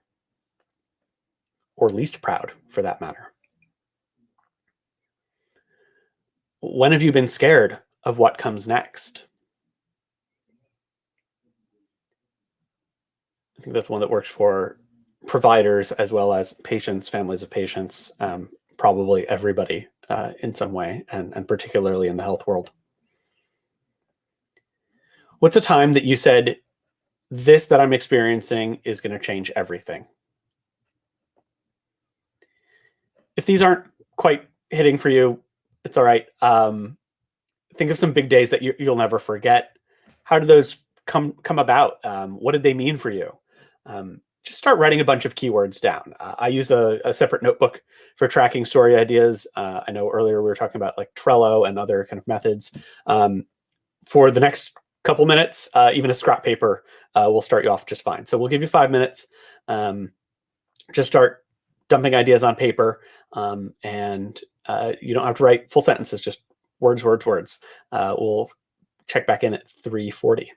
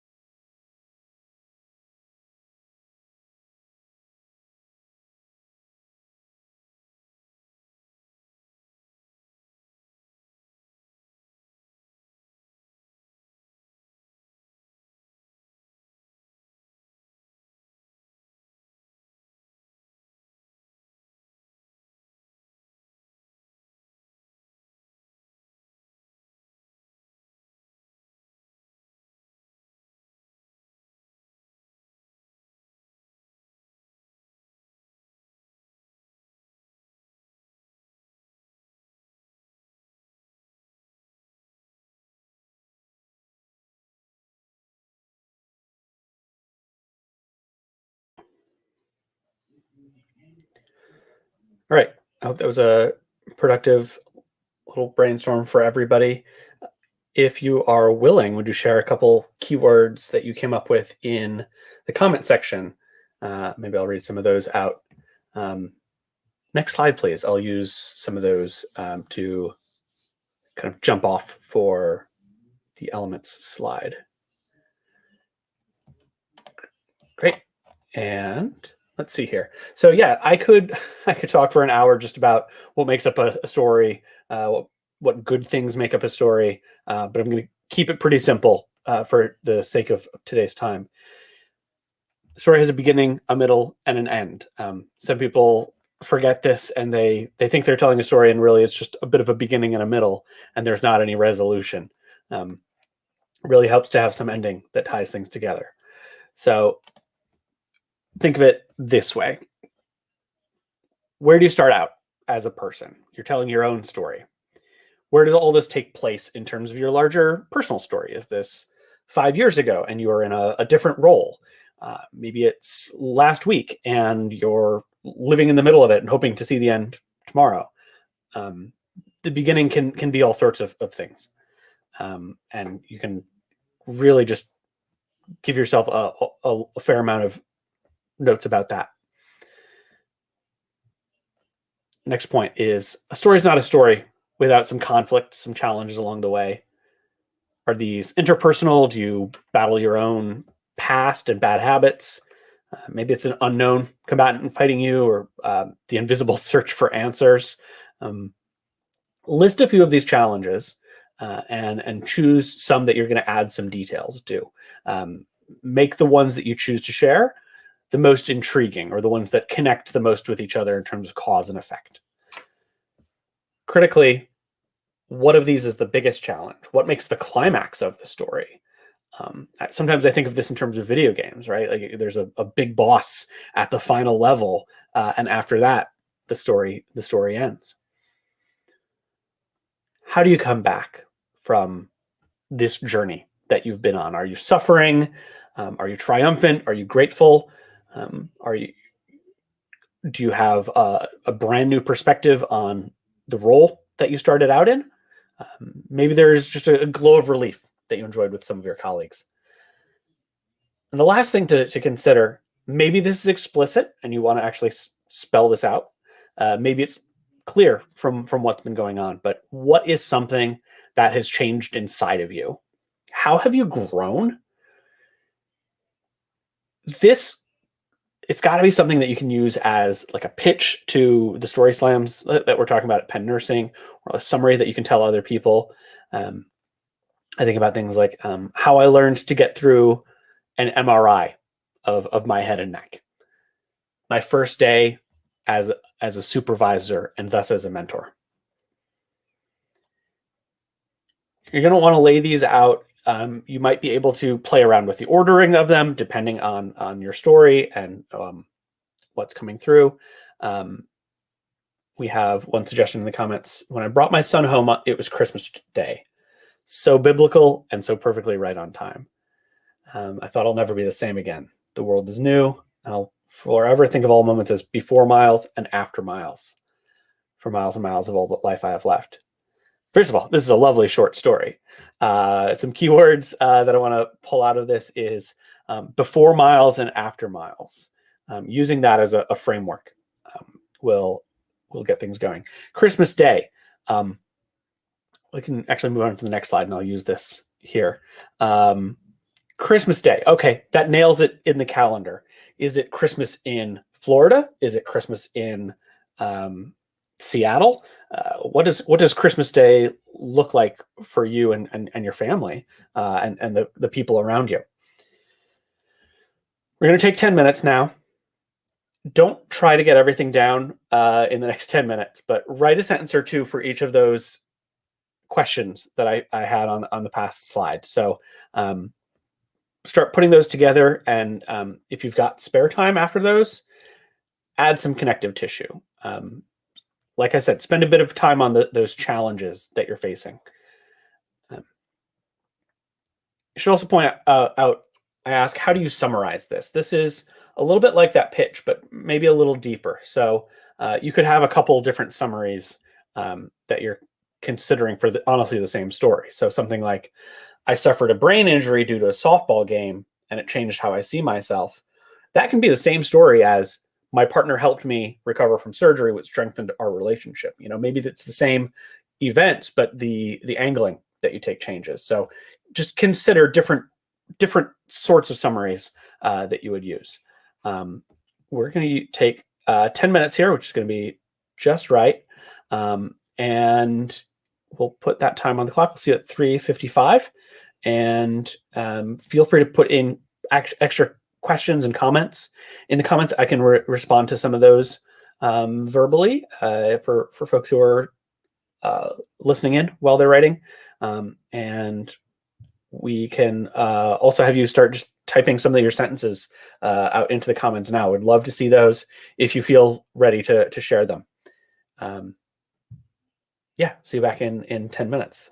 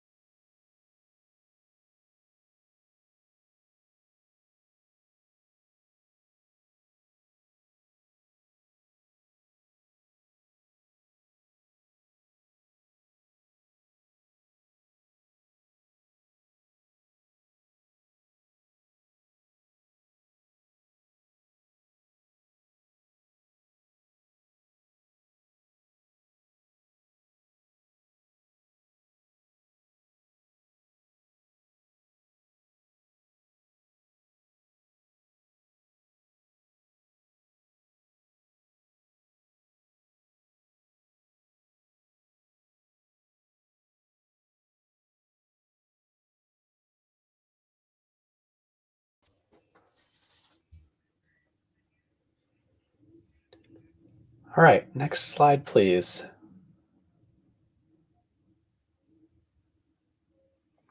All right, I'm going to give you some quick tips for editing and practicing beyond this on your own. Listen to yourself, read it out loud, and think to yourself, what's missing? Are you explaining the characters enough? Is the concept fleshed out there? Consider what your audience is. It's one thing if it's this conference, and it's another if it's your team that you work with every day. And overall, does it make sense? Like, does this story resonate with who you are, and does it have an impact for you? Some other things to think about is record it on your phone, listen back if you can, and find places that you stumble. Some other things to work in based on the comments that I'm seeing. Somebody wrote, my husband's eyes opened for the first time in days. What are the feelings behind that? Have you been scared? Have you been tired? There's also been a discussion in the chat about neurosurgery experiences. And I want to hear about the senses involved in those. What does that look like? What does the hospital smell like? Next slide, please. And folks who want to join in for the Story Slam tomorrow, you should aim for 3 to 4 minutes. That can help you kind of frame things. Marion, you want to talk a little more about storytelling at Penn Nursing? I would love to. So I always learn so much from Neil. I'm always honored to be able to listen to his words of wisdom around storytelling. And we've really embraced storytelling at Penn Nursing. And I personally have embraced it. So as you see, we started out with Penn Nursing at the beginning. We had Neil in the middle, and now I'm going to round it out at the end, just closing by telling you a little bit more about what we're doing at Penn Nursing around storytelling. And like I said, we really have embraced it. We've gotten a lot of positive feedback. People really do want to hear the stories that nurses have to tell. Nurses and other healthcare providers also. Yes, I'm a nurse. I'm at Penn Nursing, but especially right now during COVID, having healthcare providers of all backgrounds and disciplines out there telling their stories is really crucial and important to the health and well-being of our patients, communities, and the world. So we've been fortunate enough at Penn Nursing to, like I said, get a lot of great feedback. We've had coverage from WHYY and other mediums covering what we're doing around storytelling. Next slide, please. And because of all that positive feedback, we also started a podcast so that we can provide another type of platform for nurses to tell their stories. So our podcast is called Amplify Nursing, and it highlights nurses who are leading the way in science, innovation, policy, and practice. We are currently on season 2, and we use this platform, yes, to allow nurses to tell their stories, but also to get relevant public health and health information out to our listeners. And so when COVID-19 started back in March, we quickly pivoted our interviewing schedule and started interviewing nursing and public health leaders to talk about COVID-19. When all the issues around racial injustice and health inequity were coming up, we quickly pivoted to highlight nurses who were working in those areas. So podcasting is a great platform for relevant storytelling, and we really have been using this medium to do just that. And if anybody's interested and wants to listen, you can check us out. We're on iTunes, Spotify, Google Play, iHeartRadio, or wherever you do your podcast listening. And we are currently on season 2. Next slide, please. So we want to give you some next steps to get you prepared for, your interest in storytelling, and hopefully you're interested in the Penn Nursing Story Slam event and the work that we're doing at Penn Nursing, but also that First Person Arts is doing. So 3 things to do. Get inspired. You can watch the Penn Nursing Story Slam videos on our website. We have all the individual storyteller videos, but we also created 3 compilation videos. These are like short documentary videos of the storytellers and their stories. You can watch them on our website. Register for our upcoming Penn Nursing Story Slam. I don't know that I mentioned it, but we are hosting another one this February 2021. Because of COVID-19, it is going to be virtual. And the topic this year is going to be stepping up. So we really want to hear the stories from our frontline colleagues who are out in the hospitals, in the testing centers, out at protests and innovation labs around the country. Hearing their stories around racial and health inequity, and also the work they're doing around COVID-19. And then, listen to the podcasts that we're putting out. First Person Arts just launched their new podcast, Us. And like I mentioned, we have our Amplify Nursing podcast. Next slide, please. And this is, you can go past, this is just an image of our Story Slam compilation videos. For those who want to register to attend the event, I've heard that the Inquirer has the link up on their agenda page, so you can sign up there, or you can register for this free event on our website. Next slide. And with that, I would like to just say thank you to the Inquirer for having us, and to my colleague Neil, and to all of you. I really do hope you use your voices as storytellers, because we all have stories to tell. Isn't that right, Neil? That's right. Thank you so much, Marian. I sometimes get asked if I'm a storyteller, and I say that honestly these days I'm so much more of a story listener because I love to hear everybody's stories. Nursing, health, medicine, how you came to be at this conference today. I'd love to hear that story. We'll circulate our contact information and hopefully connect soon. Marian, thanks so much for this. Thank you, Neil. Thank you both. That was great. And thanks, Charlotte. We didn't get a chance to get to the comments here, but oh, wow. There is a story here that somebody wants to tell about the time that their baby actually saved their life. I really want to hear that one. And the one about the woman who helped her husband at the end of life, also beautiful. There's just so many great stories. I can't wait until tomorrow. Indeed. Thank you both so much. This has been great. Okay, so it's my job to wrap it up.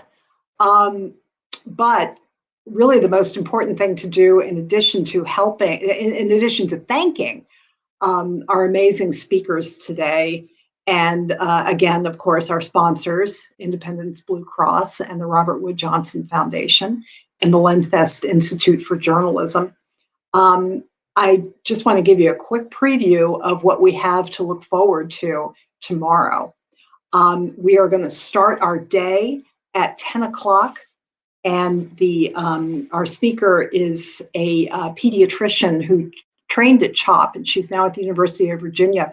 Her name is Irene Mathieu, and she is an incredible poet. Even though I was an English major, I will admit poetry scares me, but her stuff is very wonderful and accessible. And she's not going to make you write poetry, don't worry. Anyway, she's going to have a fabulous presentation. Then we are going to hear some pretty harrowing stories from a nurse who worked at Mount Sinai Hospital in New York at the height of the initial wave of COVID, and also two Philadelphia writers who both were diagnosed with pretty severe cases of COVID. They are going to share what it's like to go public with a story like this. Very, very interesting personal stories there. Then we are going to hear from our keynote speaker, Lorene Carey. If you don't know Lorene's work, you are missing out on a treat. I just read her memoir, Lady Sitting, that she'll be talking about tomorrow, and it is wonderful. She's done a lot of great things. We'll talk about that more tomorrow, but you don't want to miss Lorene Carey. And then we conclude, as we mentioned before, with your stories in the Story Slam. So I hope that we get a lot of brave people willing to step up and sign up. Like Neil and Marian said, just plan on 3 to 4 minutes. Keep it tight, keep it short, and we all want to hear your stories. So we're looking forward to that. And with that, thank you all so much. Thank you for your attention. And I'll talk to you some more tomorrow. For anyone who wants to write for the Inquirer, we want to publish your stories there too, of course. Anyway, thank you.